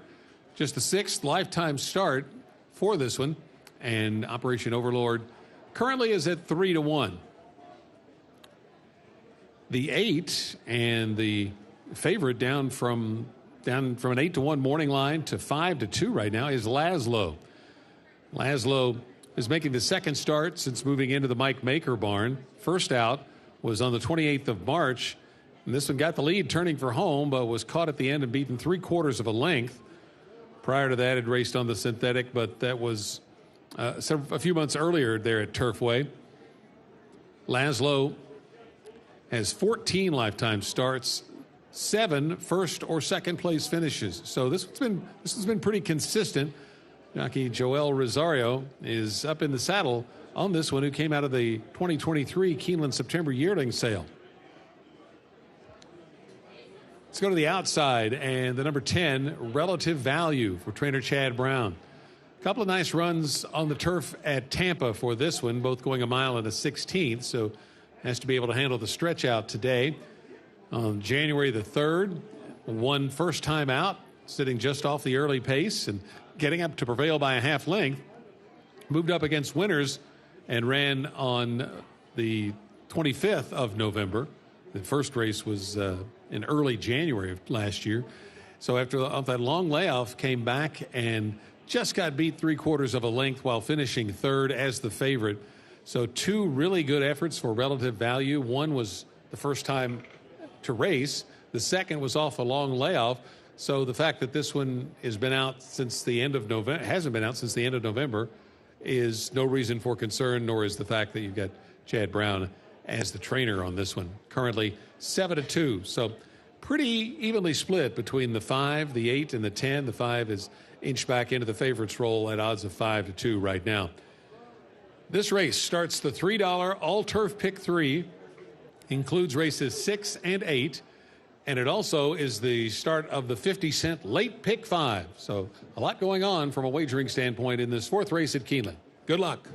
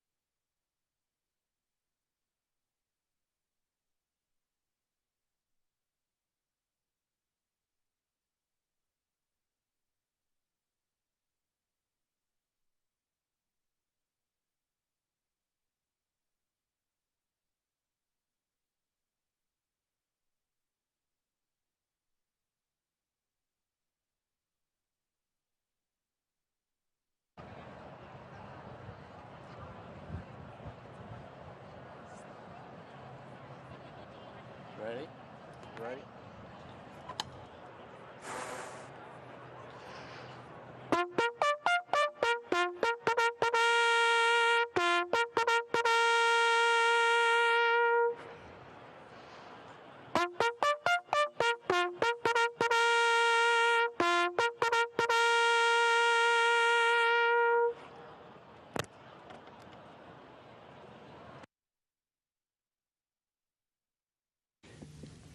The horses are entering the track for Keeneland's fourth race, the Summer Wind, an allowance for 4-year-olds and up, at 1.5 miles over the firm turf with the rail at 30 feet. Double and pick 3 wagering started the late pick 5 and started the Keeneland turf pick 3. Take out the also eligibles 11 through 14. They did not draw into the race. Jockey for the 4, Call Me Johnny, will be Edgar Morales. Post time at 7 minutes.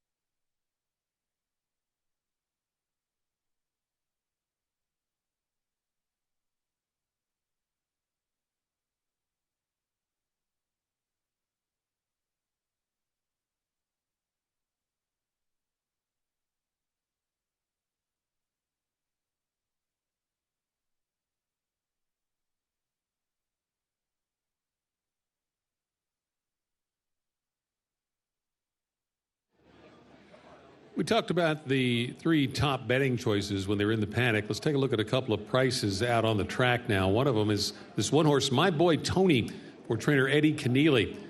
18 starts, only 1 win, but 7 runner-up finishes for this one, and 2 of those have come on this Keeneland turf course.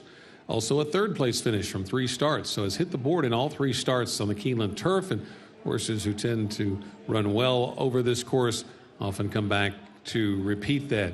Coming off a race that was 1.5 miles down at Kentucky Downs, so plenty of stamina comes out of that. Now, this one hadn't been out since September, but has a steady pattern of works here at Keeneland, and certainly the Keneally barn can get one ready to perform well off the break. So My Boy Tony, you're getting 11-1 right now, just slightly down from the 12-1 morning line. The 3 has come down considerably more, from 15-1 to 6-1. And Warlander was a horse that Gabby Gaudet touted on the Today at Keeneland show this morning. This one from the barn of trainer Steve Asmussen. Jose Ortiz is in the saddle. Coming off a solid effort up at Turfway Park on March the 28th, was third, beaten just 1.5 lengths that day. 13 starts, just 1 win, 2 seconds, 3 thirds, and does have a runner-up finish to shows from 3 runs over this Keeneland turf course. So the ability to handle the turf course should not be an issue for Warlander, who is coming off a race that also went at 1.5 miles. So 1.5 miles on the turf here to start the $3 turf pick 3 wager. Also includes races 6 and 8. And then this starts the 50-cent minimum late pick 5. Race 4, the Summer Wind.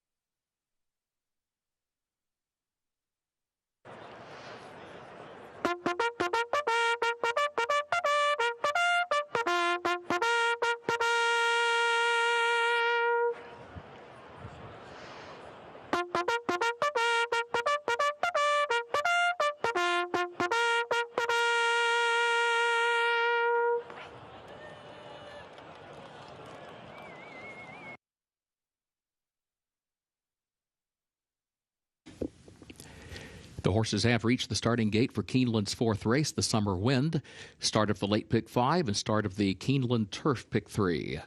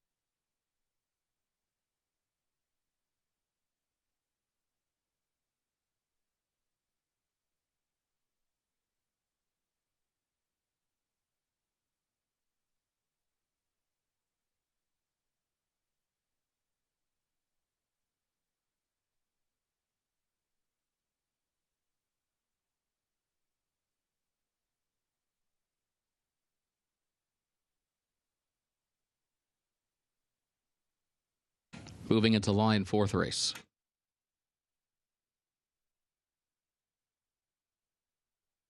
My Boy Tony comes forward.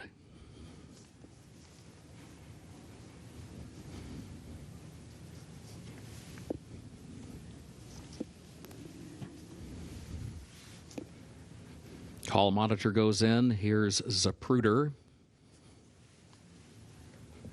along with English Law. Warlander.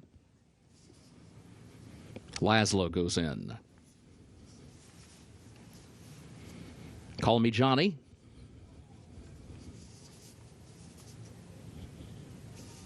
Devilance walks up. Operation Overlord moves into line. Relative Value, the last one.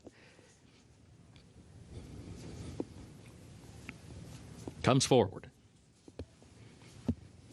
Goes in there at the post. And they're off. English Law and Laszlo, these two come forward in the opening strides. My Boy Tony is right there. Operation Overlord up close as well, and Relative Value starts to scoot forward from the far outside, wide from that outside starting spot as they move on to the far turn for the first time. Operation Overlord now starts to back away a bit, so English Law saving the ground, moves up to the inside, takes the lead. Operation Overlord will now go second by 2. Relative Value is third by 2. My Boy Tony is in fourth. Hall Monitor is fifth back toward the inside. Laszlo is sixth. Devilont seventh. Zapruder is eighth. Warlander is ninth. And Call Me Johnny is last of the 10 as they move into the stretch, just over a circuit to go. English Law the leader. English Law on top by 3/4 of a length. And once again, Operation Overlord right there to the outside, gap of 2. It is Relative Value who travels in third. My Boy Tony is there just to the outside of that one. It was 24.51 seconds for the opening quarter. Hall Monitor toward the center of the pack. Laszlo right behind that one. Devilont to their outside. 50.67 for the first half mile. Then Zapruder, Call Me Johnny. Warlander now is last as they move back onto the turn. English Law the leader. My Boy Tony is moving up to the outside now, is right alongside the leader. So English Law, My Boy Tony, Operation Overlord will stalk that pair a couple of lengths away in third, then a gap of 2.5 more to Relative Value in fourth. Hall Monitor, Devilont's outward from the rail. Laszlo, who's back toward the inside, has saved ground around both turns thus far and is running about 7 lengths off the lead. A gap of nearly 5 more lengths back to Zapruder, just to the outside of Warlander at the midpoint of the backstretch. Then Call Me Johnny, 6 furlongs, 1 minute 16.31 seconds. It is English Law who continues to lead. English Law by a length as they head for the final turn, as My Boy Tony is second by 2. Operation Overlord is still third as they enter the far turn. And then Hall Monitor fourth. Relative Value fifth up on the outside. Laszlo against the rail in sixth is still running 6 lengths off the lead. Warlander is seventh toward the outside. Devilont, Zapruder, Call Me Johnny last. They come toward the quarter pole. My Boy Tony on the outside of English Law. The ongoing battle for the lead. A gap of 3 more lengths back to Hall Monitor third. Operation Overlord fourth. Relative Value goes to the far outside from 5th position as they turn for home. My Boy Tony, Operation Overlord, Hall Monitor. Where will Laszlo find room? Diving, dancing back and forth, has to go to the far outside. Hall Monitor has the lead in deep stretch. Then Laszlo, Operation Overlord, My Boy Tony. Hall Monitor in front to the wire. Hall Monitor to win it by a neck for Martine Schwann.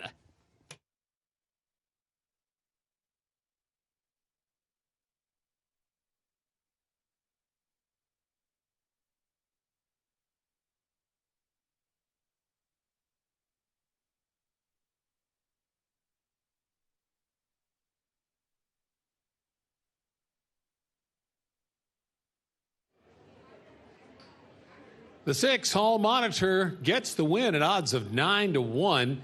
This horse was coming off a solid effort at Gulfstream Park, going 1.5 miles. Was third, beaten just 3/4 of a length in an allowance race there.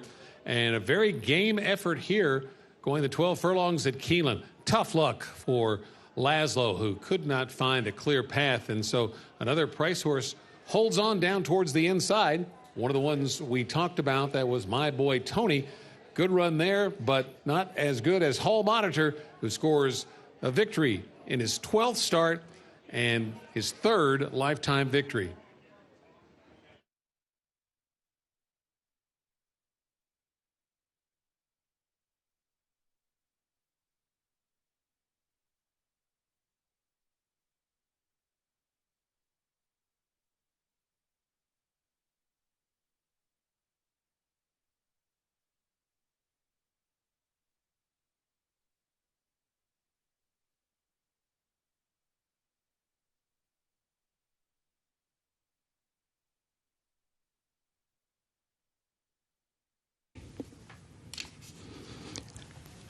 Unofficial results of Keeneland's 4th race. Number 6, Hall Monitor, finished first.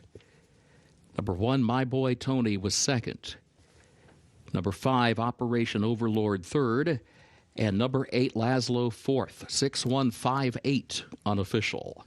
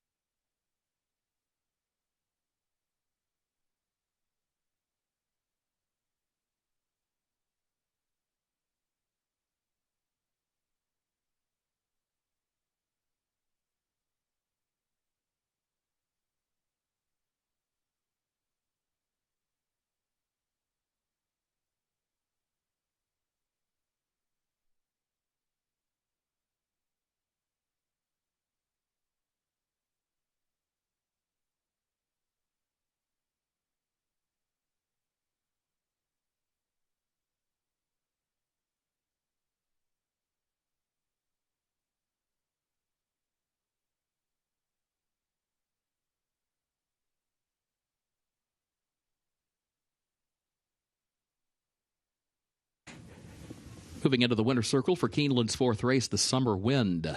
Number 6, Hall Monitor, owned by Purpura Racing LLC of Joseph Purpura, trained by Blake Kelly.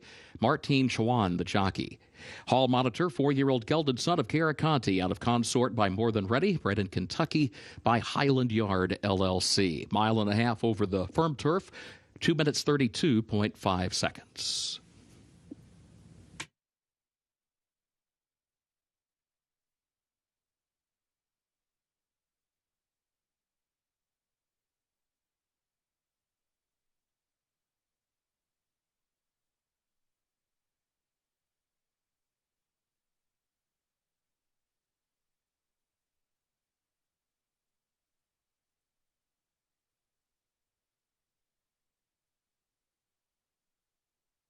In the winner's circle, the fourth race trophy presentation, the Summer Wind Trophy, to the connections of Hall Monitor.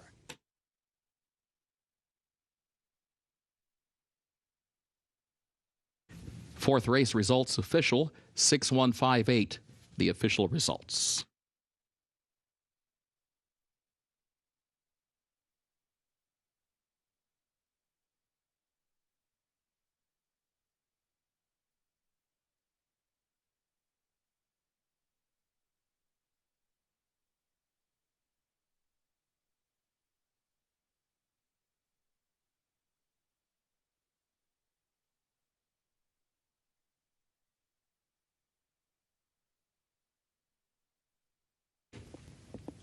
Keeneland's fifth race upcoming. Double and pick 3 wagering. Start of the late pick 4. Fast track firm turf today. No changes in race 5.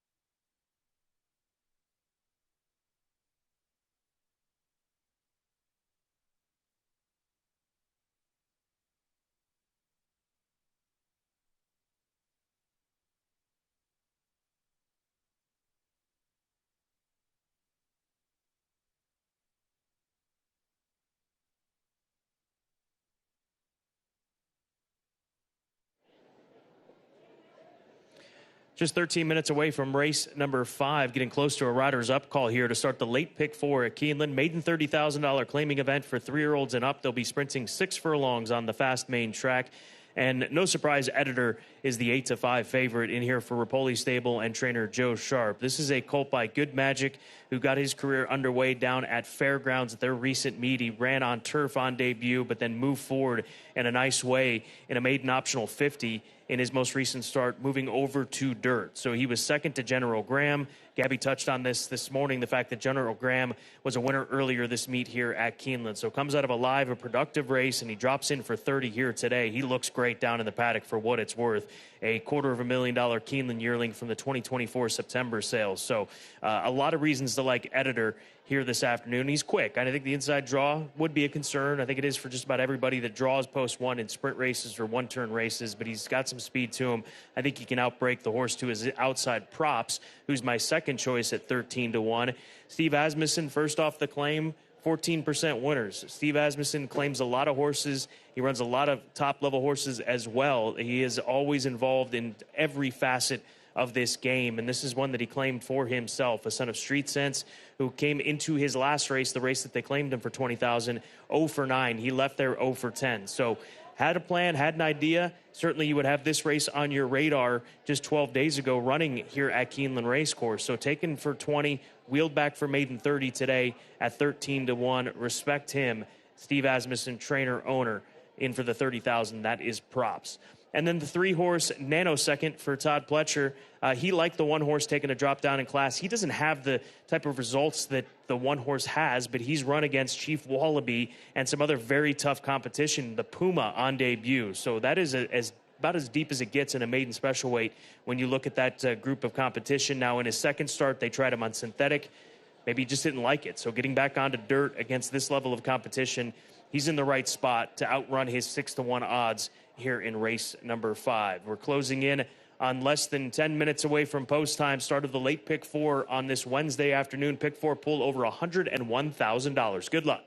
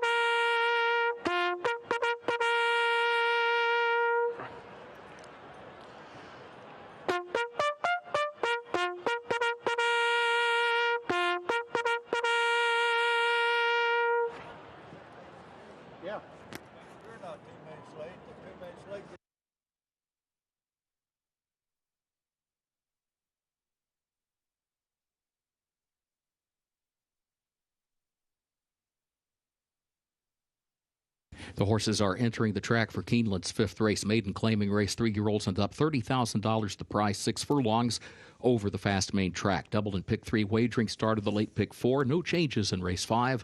Post time 6 minutes.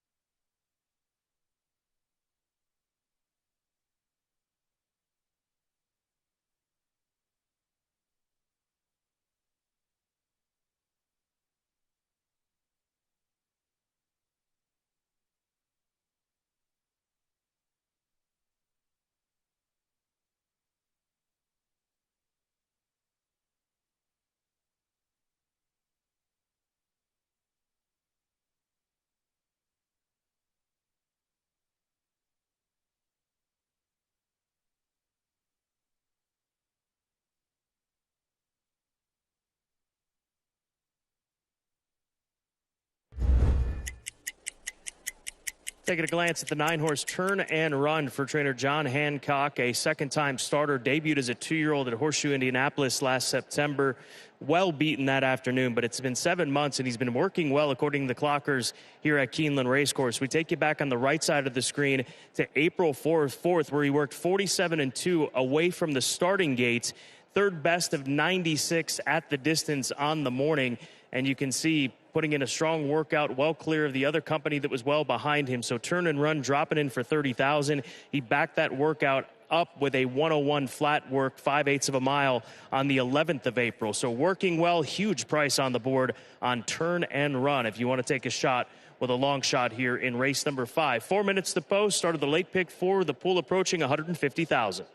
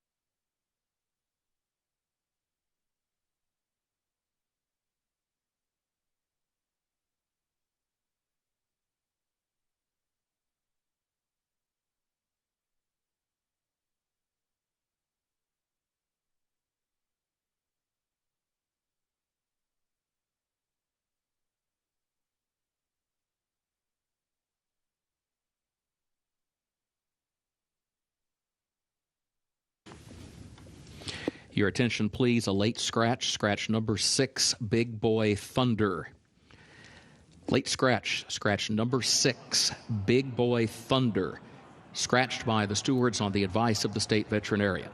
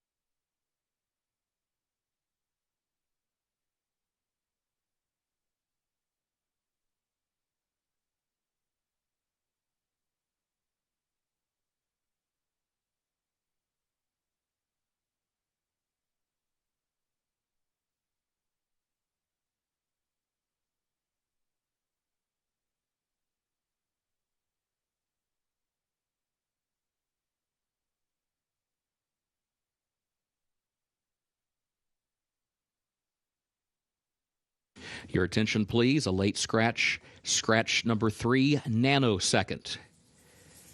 On the advice of the state veterinarian, the stewards have scratched number 3, Nanosecond, as well as the 6, Big Boy Thunder.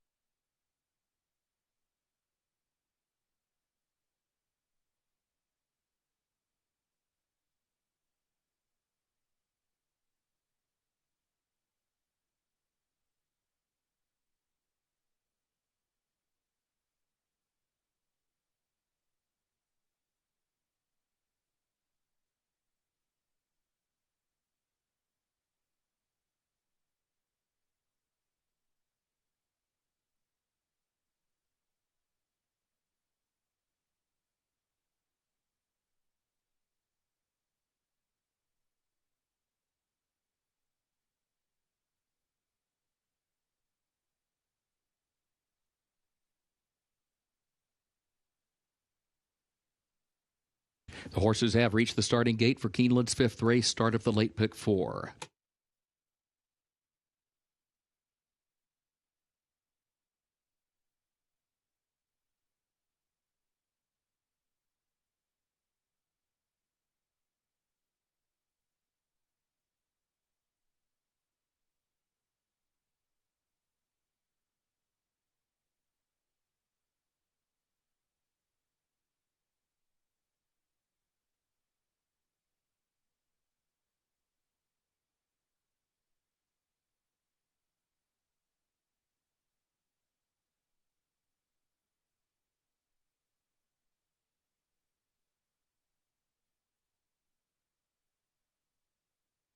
Moving into line, race 5.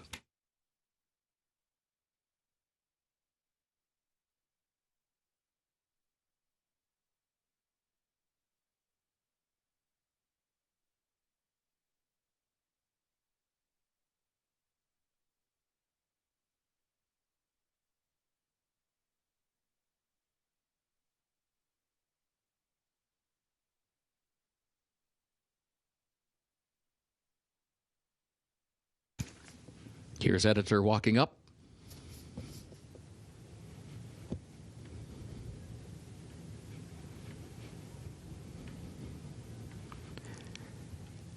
Props.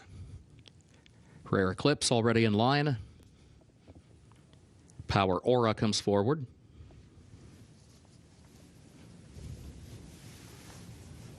Here's Join.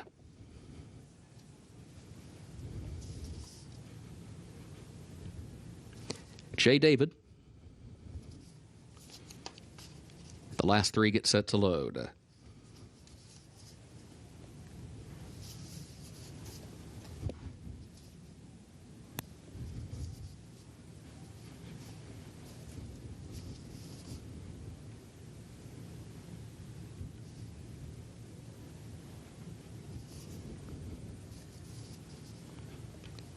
Turn and run.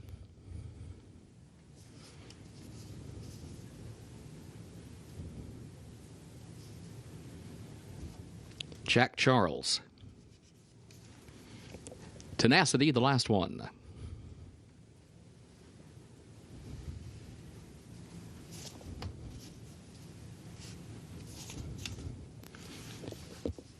Goes in there at the post. And they're off.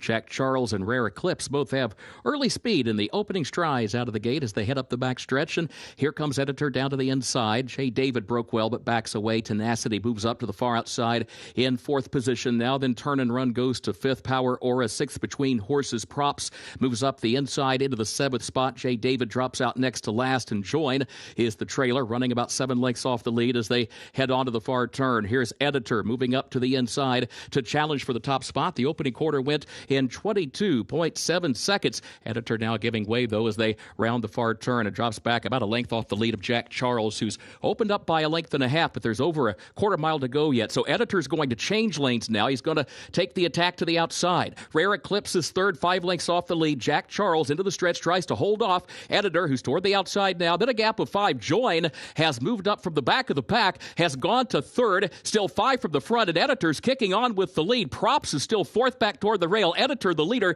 moving by the 16th pole. The lead's out to a 5-length margin. Join goes to second. No catching. Editor. Iran Ortiz Jr. aboard. Editor, much the best here. Join will be home second. Props is across the wire in third position, followed by Rare Eclipse up on the outside for fourth.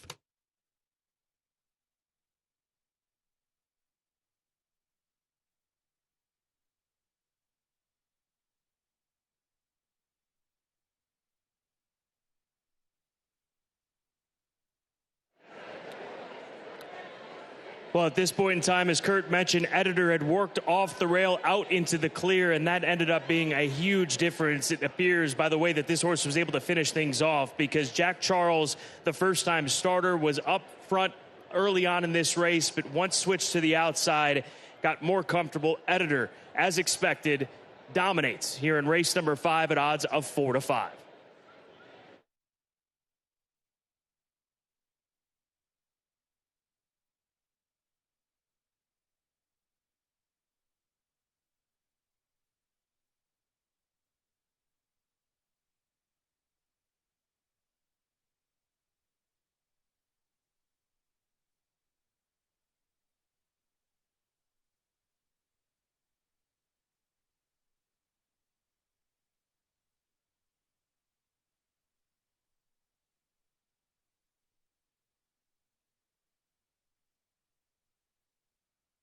Unofficial results of Keeneland's fifth race. Number 1, Editor, finished first. Number 5, Join, was second. Number 2, Props, was third. And number 7, Rare Eclipse, fourth. 1527 unofficial.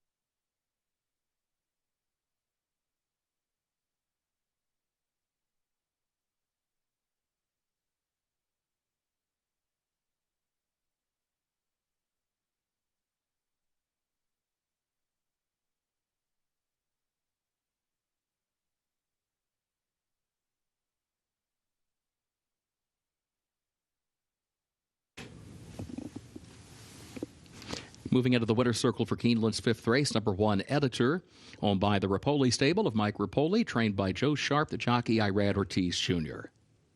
Editor, a 3-year-old son of Good Magic out of Lauren My Chanel Girl by Fleet Alex, bred in Kentucky by Venlar Racing Stable, LLC. 6 furlongs, 1 minute, 11.48 seconds over the fast main track, and the results now official 1527.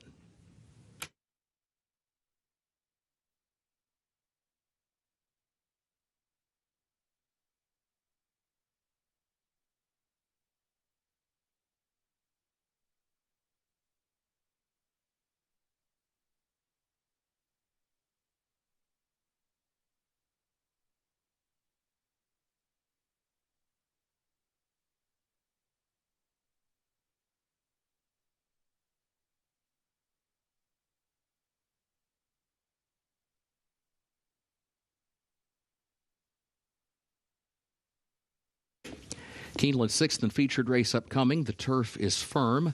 The rail at 30 feet. This will start the last of the day's rolling pick threes, the $3 late pick 3 about to get underway here. Also starts the next of the rolling doubles. Take out the 11, the also eligible Justin Queso did not draw into the race.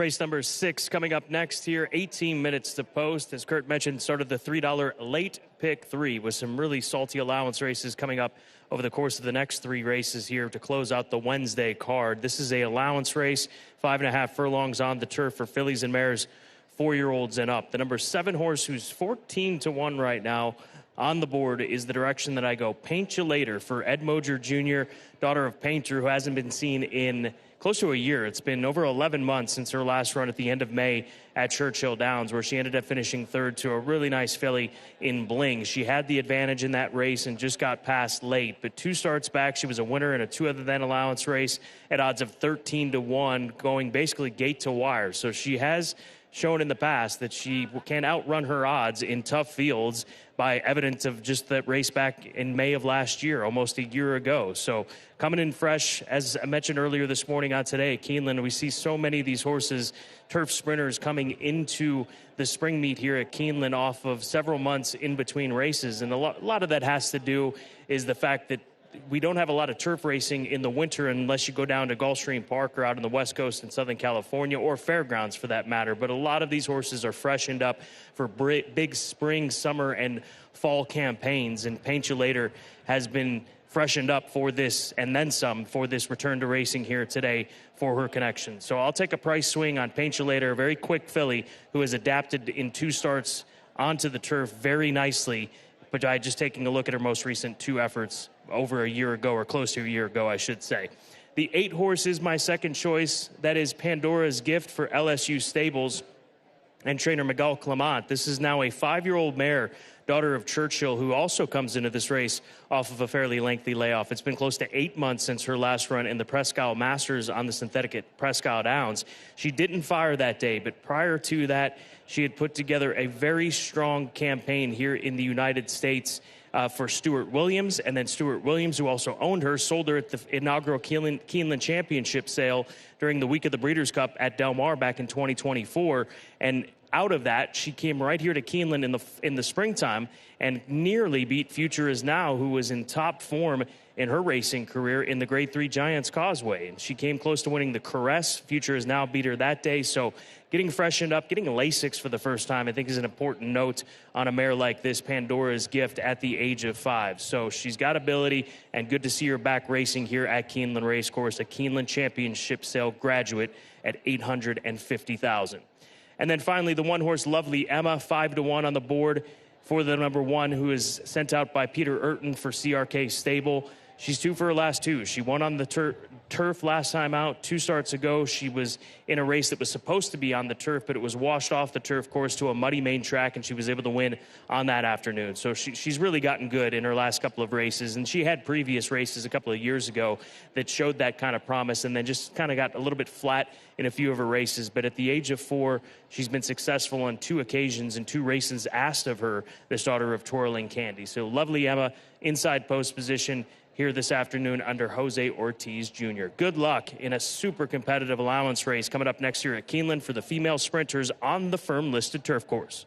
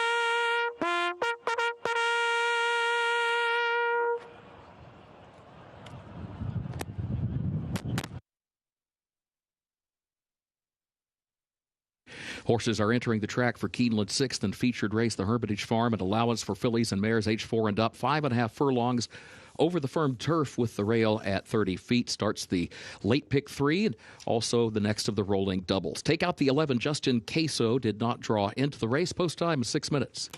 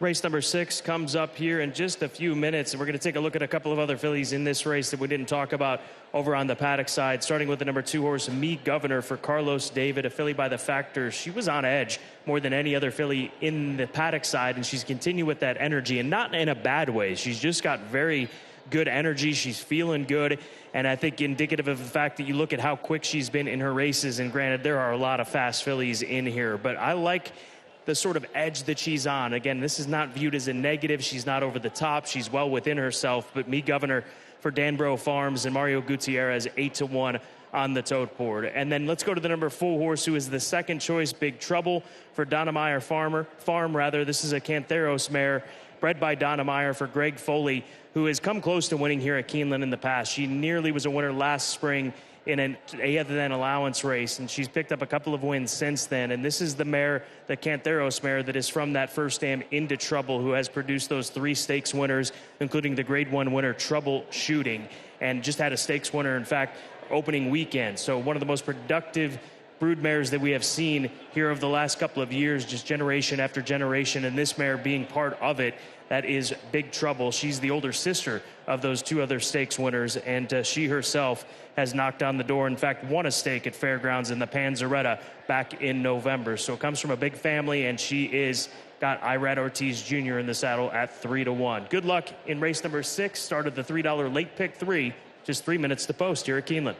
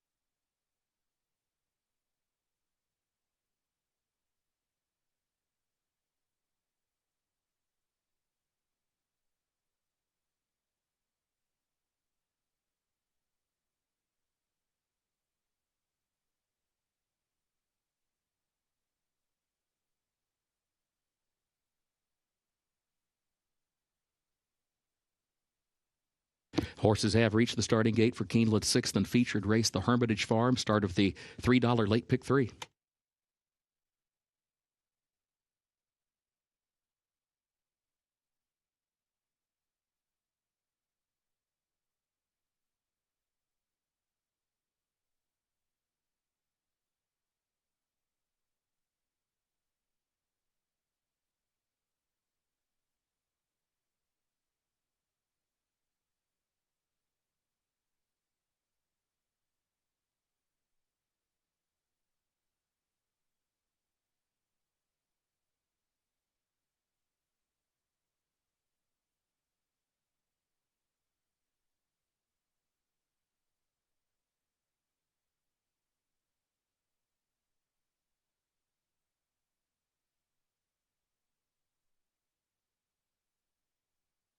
Moving into line 6th race.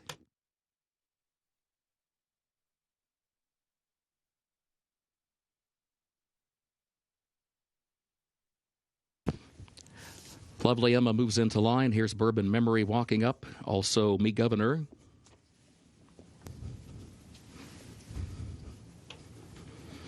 Paint You Later. Coco Abario comes forward.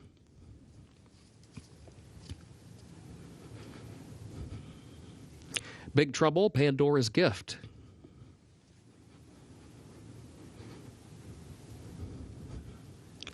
Ms. Tart, She's a Tempest. Baby No Worries, the last one. Goes in, they're at the post. And they're off.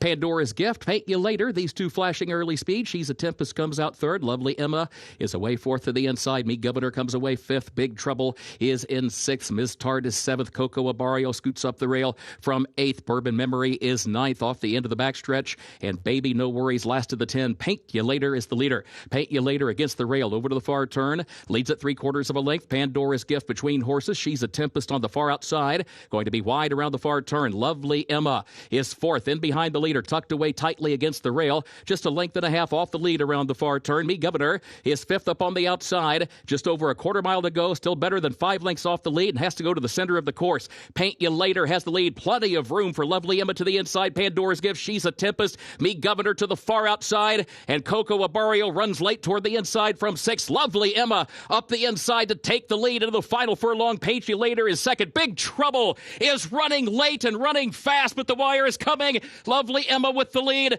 Big Trouble runs on. 3 lengths between them. 2 lengths between them. It is Lovely Emma to win it for Jose Ortiz.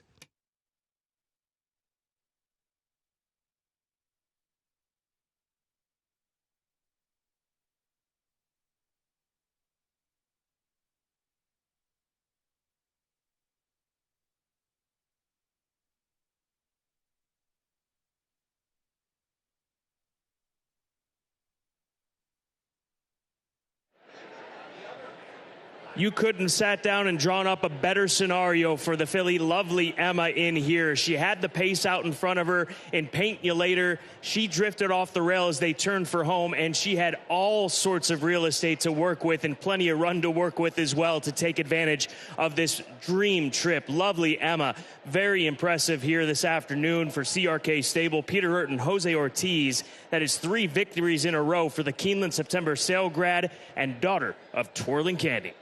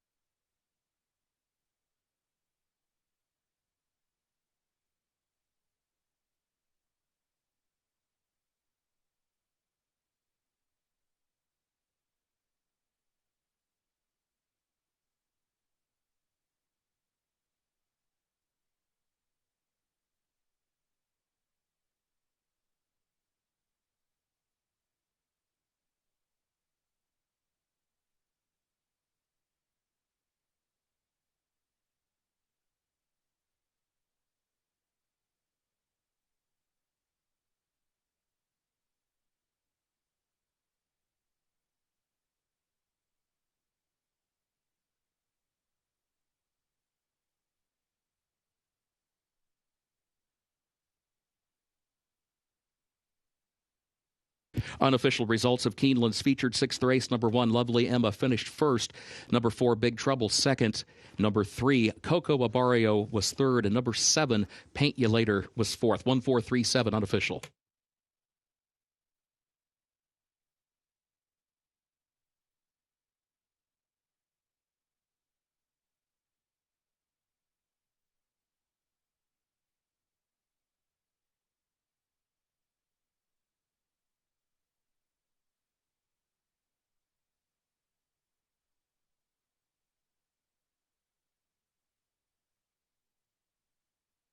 Results of race 6 official, 1-4-3-7, the official results.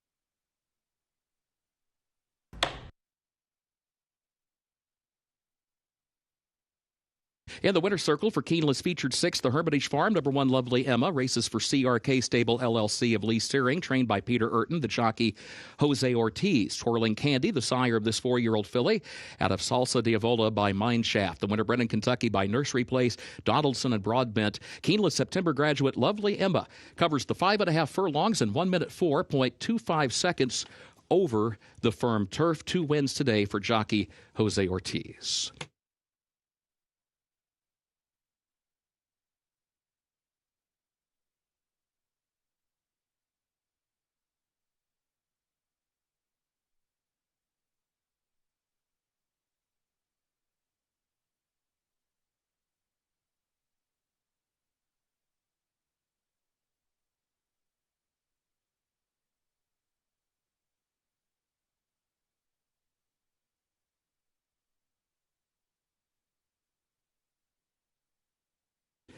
Trophy presentation for the Hermitage Farm and the winner's circle to the connections of Lovely Emma.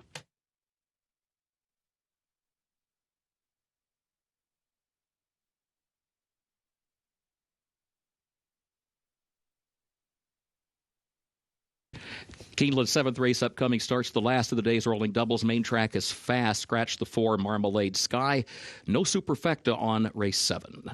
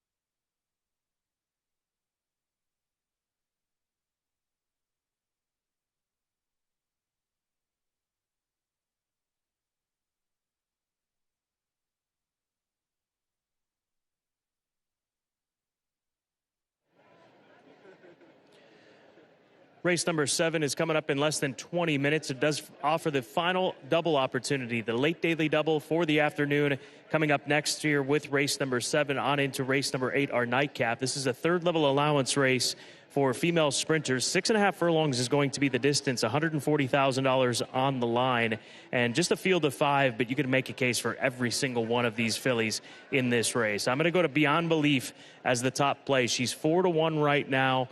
Sort of in that second, third tier as far as the odds are concerned on this Golden Sense filly. But the idea with this daughter of Golden Sense is the fact that she comes out of graded stakes races, which every one of these fillies comes out of at least a stake. The majority of them come out of graded stakes competition. But she was recently black type placed in the Grade 3 Hurricane Birdie. But she, in her last few allowance races, was a back-to-back winner at Gulfstream Park and then graduated for that definite chance and opportunity to go ahead and take on graded stakes competition. She gets back to Lasix here this afternoon, which I think will be a big positive for Beyond Belief. So a lot of reasons to like her, especially at this price, as her price continues to go up. She's 9-2 on the board right now. Beyond Belief for All East Stables, Kelly Breen, Luis Saez. That's the top play for me, getting a really nice price. Evanescence, the number 6 horse, just clicked down to 4-5. A Munnings filly for Green Lantern Stable. She too gets back on Lasix after running in the Matron Stakes at Oaklawn Park. She didn't have a clean start in that race, and she was able to pick up a stakes placing in there. She's multiple stakes placed, Grade 2 place in the 8 Bells Stakes on Derby weekend last year at Churchill Downs. But this outside draw on a small field, she'll be trying to run them down late in here going 6.5, and 6.5 looks like a benefit for her considering she was able to run so effectively from off the pace going the 3/4 or 6 furlongs distance in her last couple of starts. So we'll see what price you're going to get on Evanescence. Will it be odds on? Could it drift up? It's tough to tell how the wagering is going to settle in the next 18 minutes here in race number 7. And then the number 3 horse, Lynn's Milky Way, will round out the top 3. A volatile filly. She comes into this race off of an attempt in the Grade 3 Hurricane Birdie. Her previous 2 tries were both allowance wins down at Gulfstream going 6 furlongs. Maybe 6.5 is pushing it a little bit too far for this filly.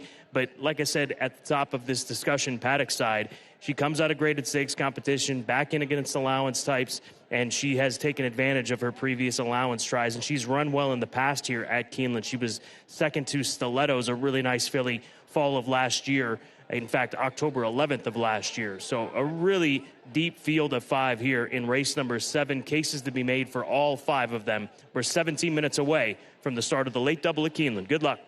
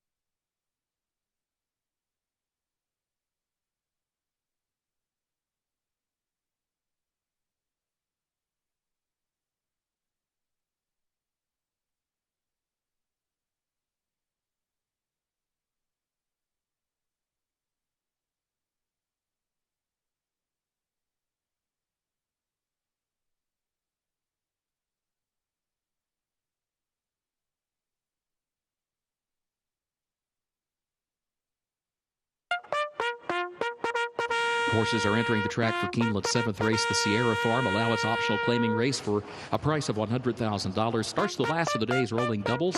6.5 furlongs over the main track listed fast. Scratch the 4, Marmalade Sky. No superfecta on race 7. Post time in 7 minutes.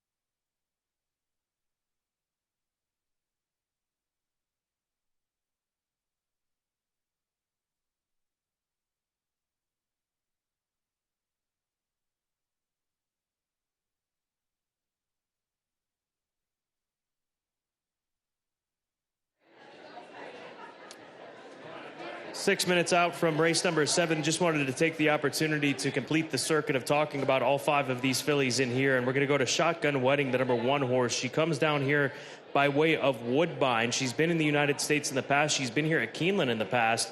Back in 2024, she went a mile on the turf course in a non-Motorz 2 allowance race. But she comes into this start off of a really nice campaign up at Woodbine. This most recent meet, they tried her in the Bessarabian Stakes Grade 3 Company. She won the Ontario Damsel Stakes back in October, but she's trying the dirt for the first time here this afternoon. So I would imagine this is a situation where just seeing if they've got options on down the line. This filly's sire, Mendelssohn, a graded stakes winner on both dirt and turf, so the pedigree is there. So Shotgun Wedding, Mark Casse, and these connections bringing this filly down from Woodbine. You've always got to respect them. 9-1 as she warms up under a nice hold from Javier Castellano out on the main track. And then Roswell, the number 2 horse, right now sitting at odds of 5-1. Daughter of Instant Mischief out of a wonderful race filly in Acoma. That's the first dam of this Daughter of Instant Mischief. She's a 3-time winner. She also exits the Hurricane Birdie. Her last allowance race was a victory up at Aqueduct in late November. So many of these fillies, they're coming out of stakes races, their last allowance tries victories, making it such a nice challenge to take a swing at in race number 7 at Keeneland Racecourse. Good luck. Now just 5 minutes away from the start of the late double.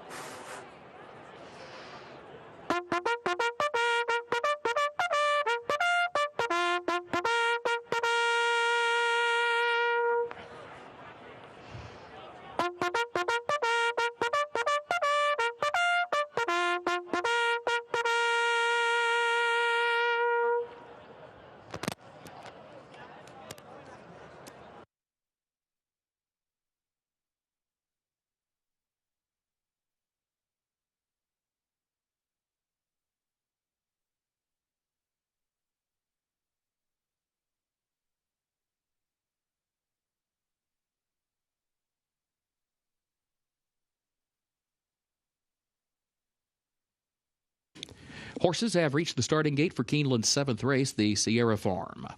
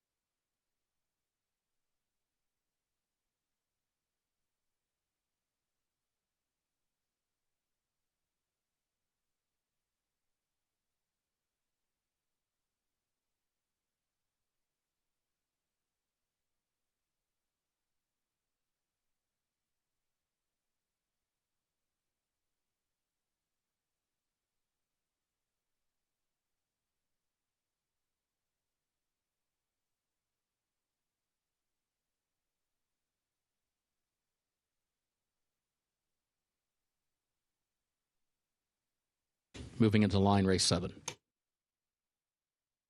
Here's Shotgun Wedding. Roswell walking up.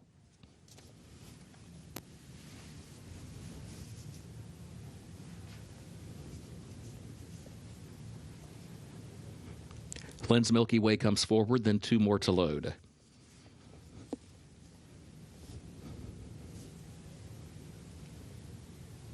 Beyond Belief. Evanescence, the last one. Goes in, they're at the post.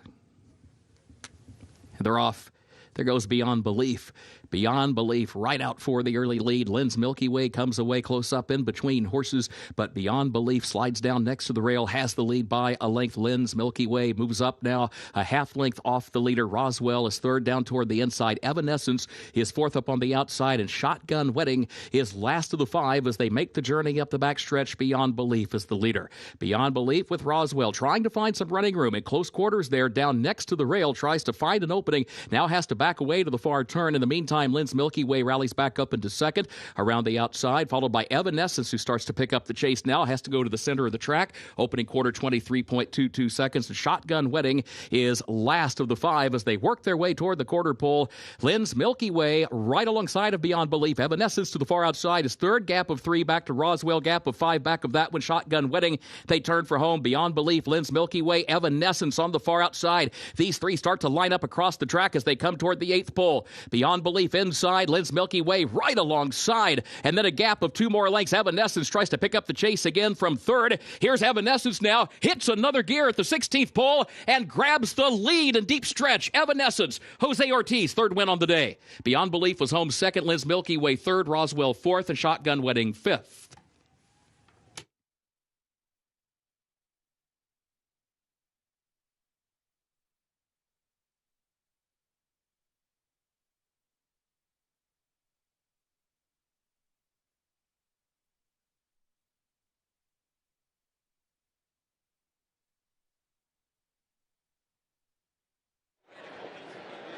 Evanescence out in the clear as she kicks home late under Jose Ortiz. Evanescence for Green Lantern Stables and Eddie Keneally. She was bet down to 3-5, and right here is when she starts to do her best running down the stretch as she has to pass Beyond Belief, who broke like a rocket away from the starting gate. She'll hold on for second, and completing the trifecta, Lynn's Milky Way. Evanescence impressive here at 3-5 in race number 7 at Keeneland.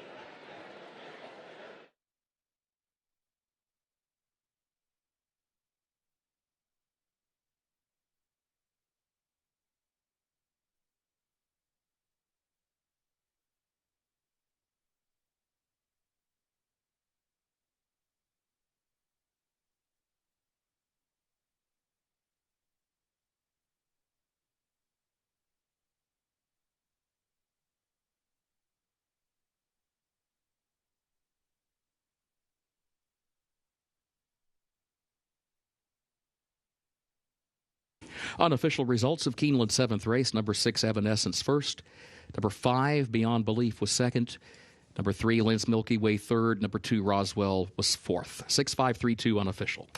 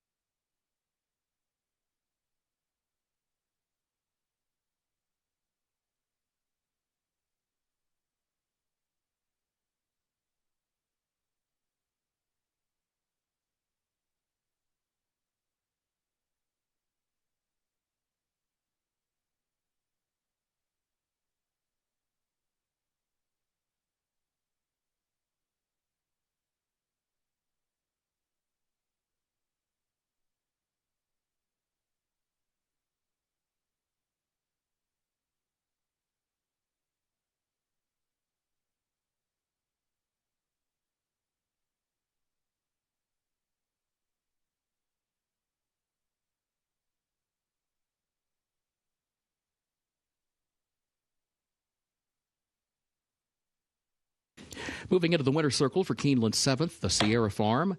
Number 6, Evanescence, owned by the Green Lantern Stables, LLC, of Richard Masson, trained by Eddie Keneally. 3 wins today for Jose Ortiz, who goes back-to-back here on the card. Evanescence, a 4-year-old Munnings filly, out of lovely Carina by Pioneer of the Nile, bred in Kentucky by Stud TNT, LLC. The Keeneland September graduate, Evanescence, 6.5 furlongs over the main track, listed fast, 1 minute 16.53 seconds.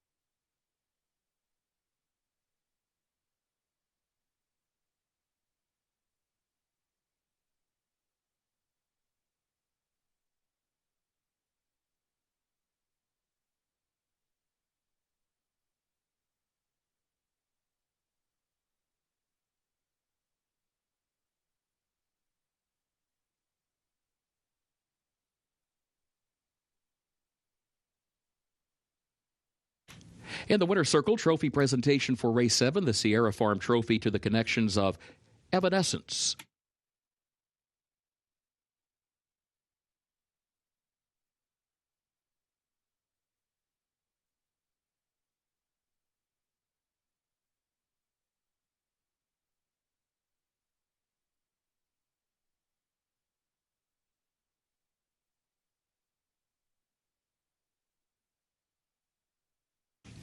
Results of Race 7 official. 6-5-3-2, the official results.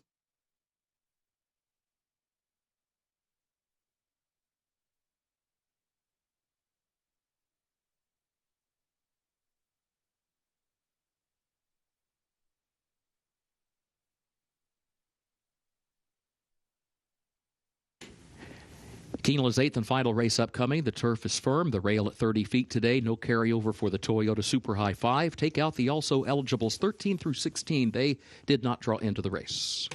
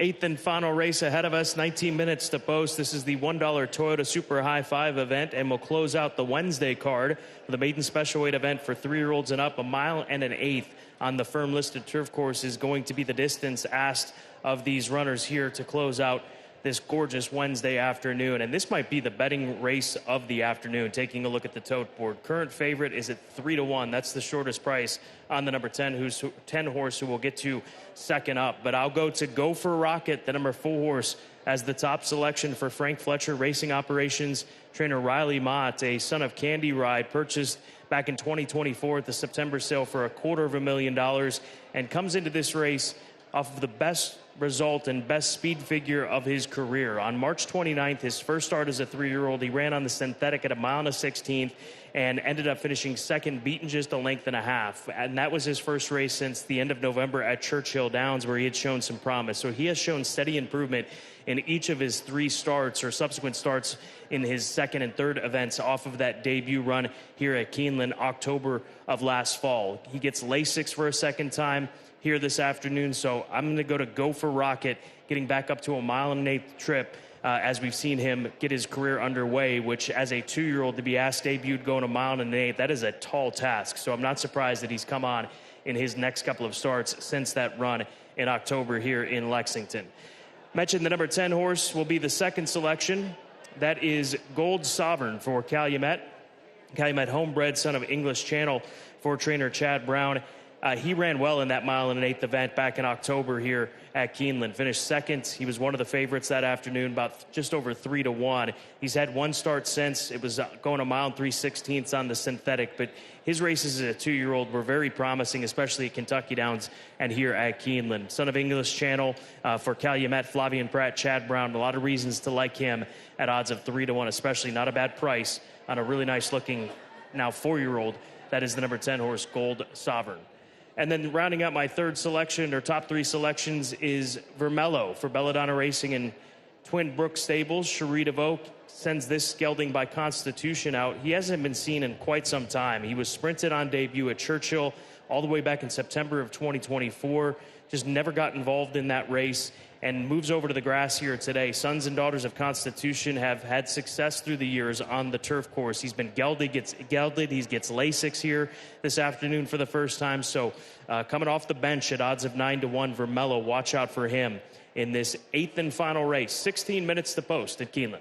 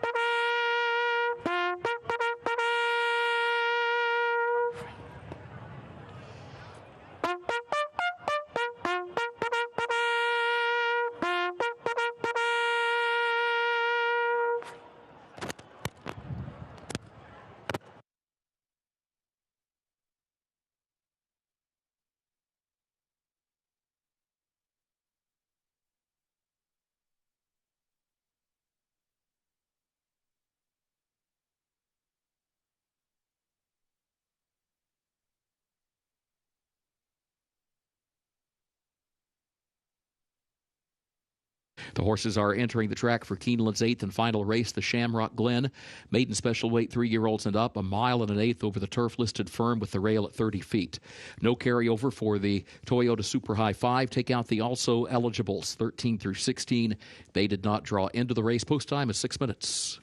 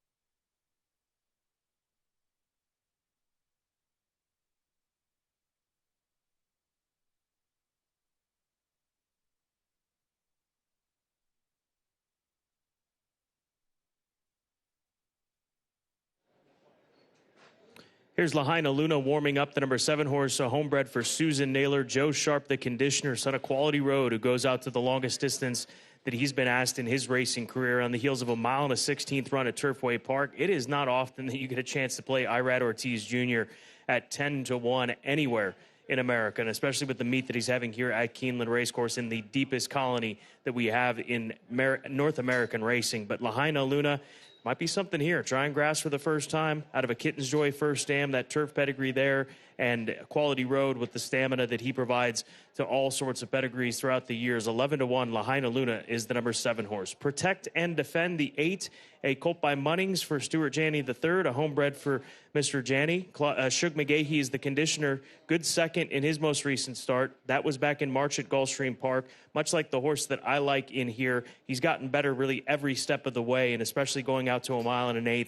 That looked to be a big positive for him. Now, you look at the fractions of that race that were really, really quick and set things up for him to close the way that he did. The fractions are not going to be as quick as they were at Gulfstream, but Protect and Defend, 6-1 on the board, another good price. Intuitive Wisdom, the number 9 horse, makes a nice appearance. He's a tough read. It's been quite a long time, over a year since he ran. He was 3rd in his last race at Delaware in a maiden special weight. Obviously a much tougher scenario here, but credit to Nick Vacareza for having this gelding so well turned out off the long layoff. Intuitive Wisdom at a huge number, 47-1, biggest price in this field. And then we'll close out the front side discussion with Vermello, the number 3 horse for Cherie DeVoe. On the Clocker report this morning on Today at Keeneland, breezed a half mile and 49 flat. A workout on even terms with stablemate Seed at the Sky, a stakes-placed filly for Cherie DeVoe, and he's had a gap-free local work tab since mid-March, getting ready for this comeback race for Mello. 9-1 on the board. 3 minutes to get all plays in for race number 8. Don't forget about the $1 Toyota Super High Five.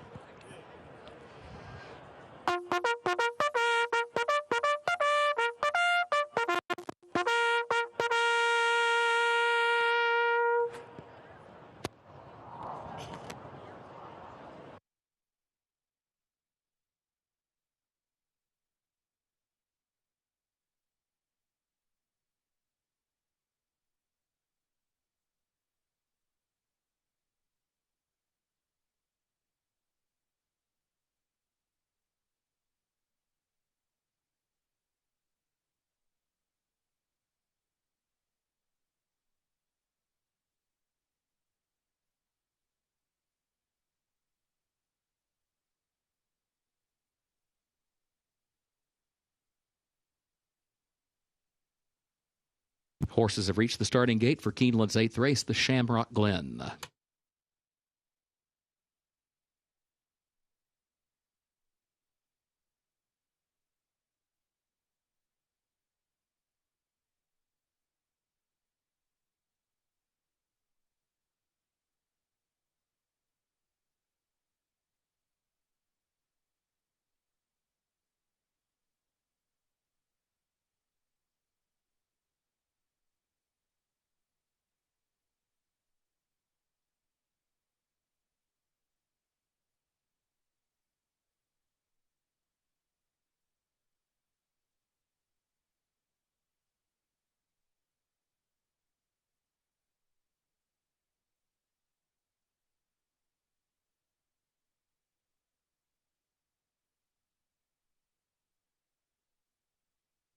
Moving into line race 8.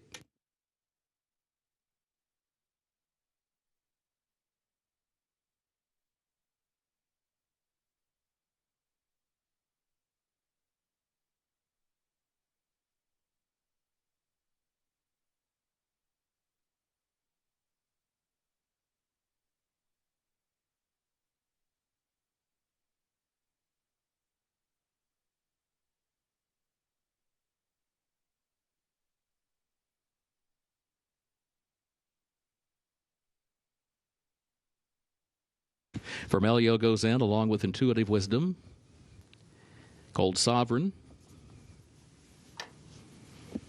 Go for Rocket, Master Sommelier. There goes Dinglewood into the gate. Mortal Lock. Bull Shoals will be the last one. Comes forward.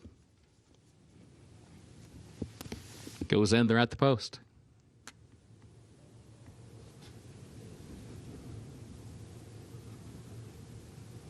And they're off.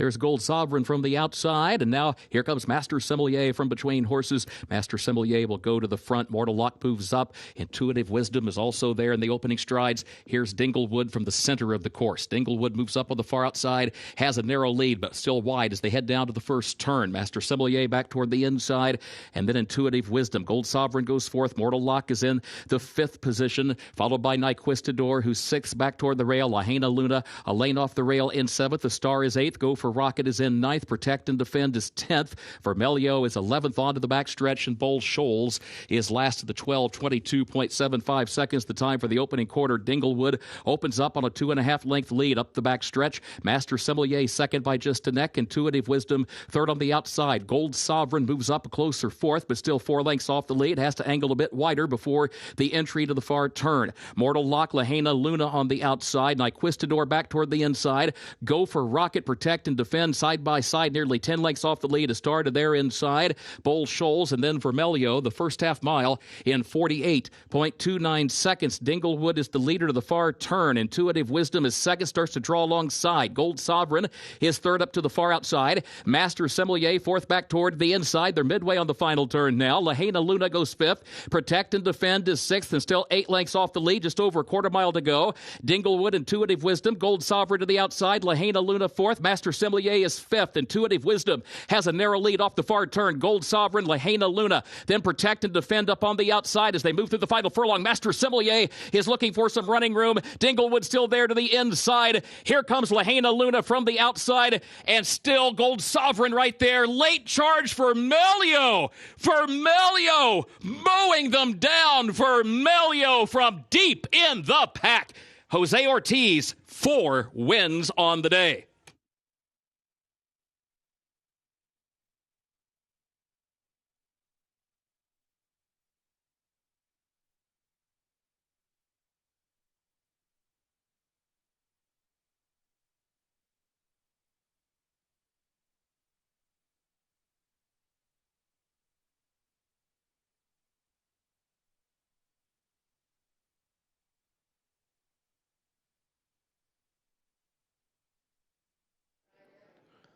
The son of Constitution, he comes from dead last from the top of the stretch on and off the layoff. Credit to Cherie DeVoe and her team to have this gelding ready to go off the lengthy layoff and just start 2 of his career. He's got a half a dozen plus lengths to make up at this point in time, but able to do it under Jose Ortiz.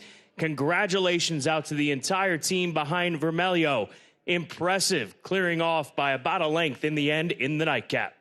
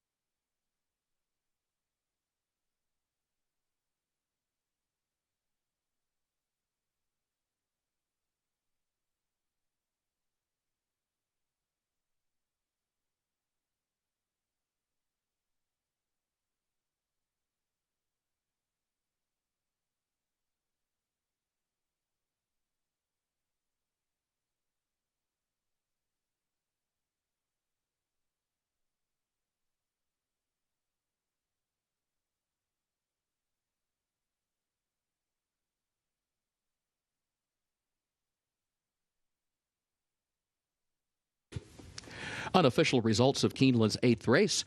Number 3, Vermelio, finished first. Number 10, Gold Sovereign, second. Number 7, Lahaina Luna, third. Number 11, Dinglewood, fourth. And number 8, Protect and Defend, was fifth. 3, 10, 7, 11, 8, unofficial.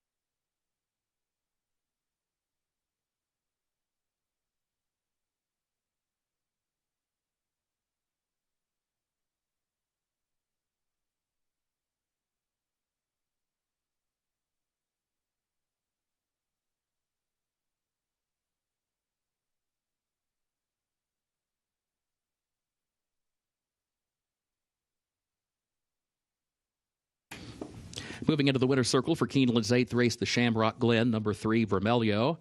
Owned by Belladonna Racing LLC of Portia Brooks, Twin Brook Stables of Bruce Fenimore, Woodford Racing LLC of William S. Ferris Jr., owned also by Rod Hatfield, BCWT Limited of Barbara Weber, and Taylor Creek of Hunter Rankin. Trained by Cherie DeVoe, 4 wins today, including the last 3 in a row on the card for jockey Jose Ortiz. Vermelho, a 4-year-old gelded son of Constitution out of Ruby Lips by Hardspun, bred in Kentucky by Bobby Flay Thoroughbreds. Keeneland September graduate gets the 9 furlongs, 1 minute 52.25 seconds. Over the turf, listed firm.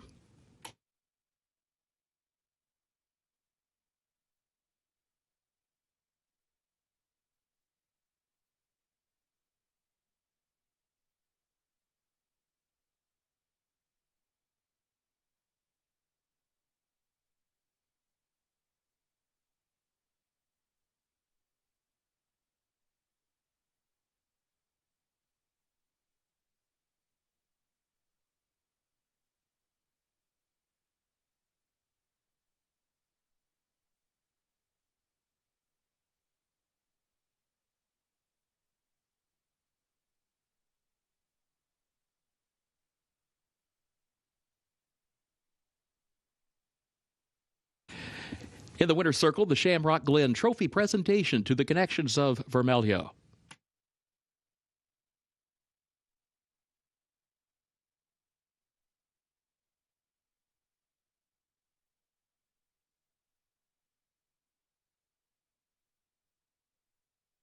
Results official for Keeneland's 8th race, 3:10.7.11.8. The official results.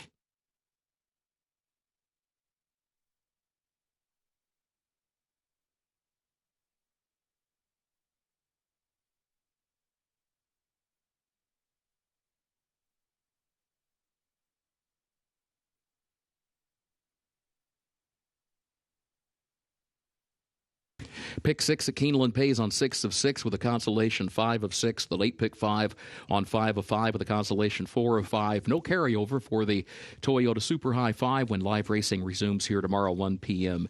Eastern. Simulcasting will remain open for approximately 10 more minutes. You may advance wager any races occurring after that time. For now, on behalf of Keeneland, thank you and good evening.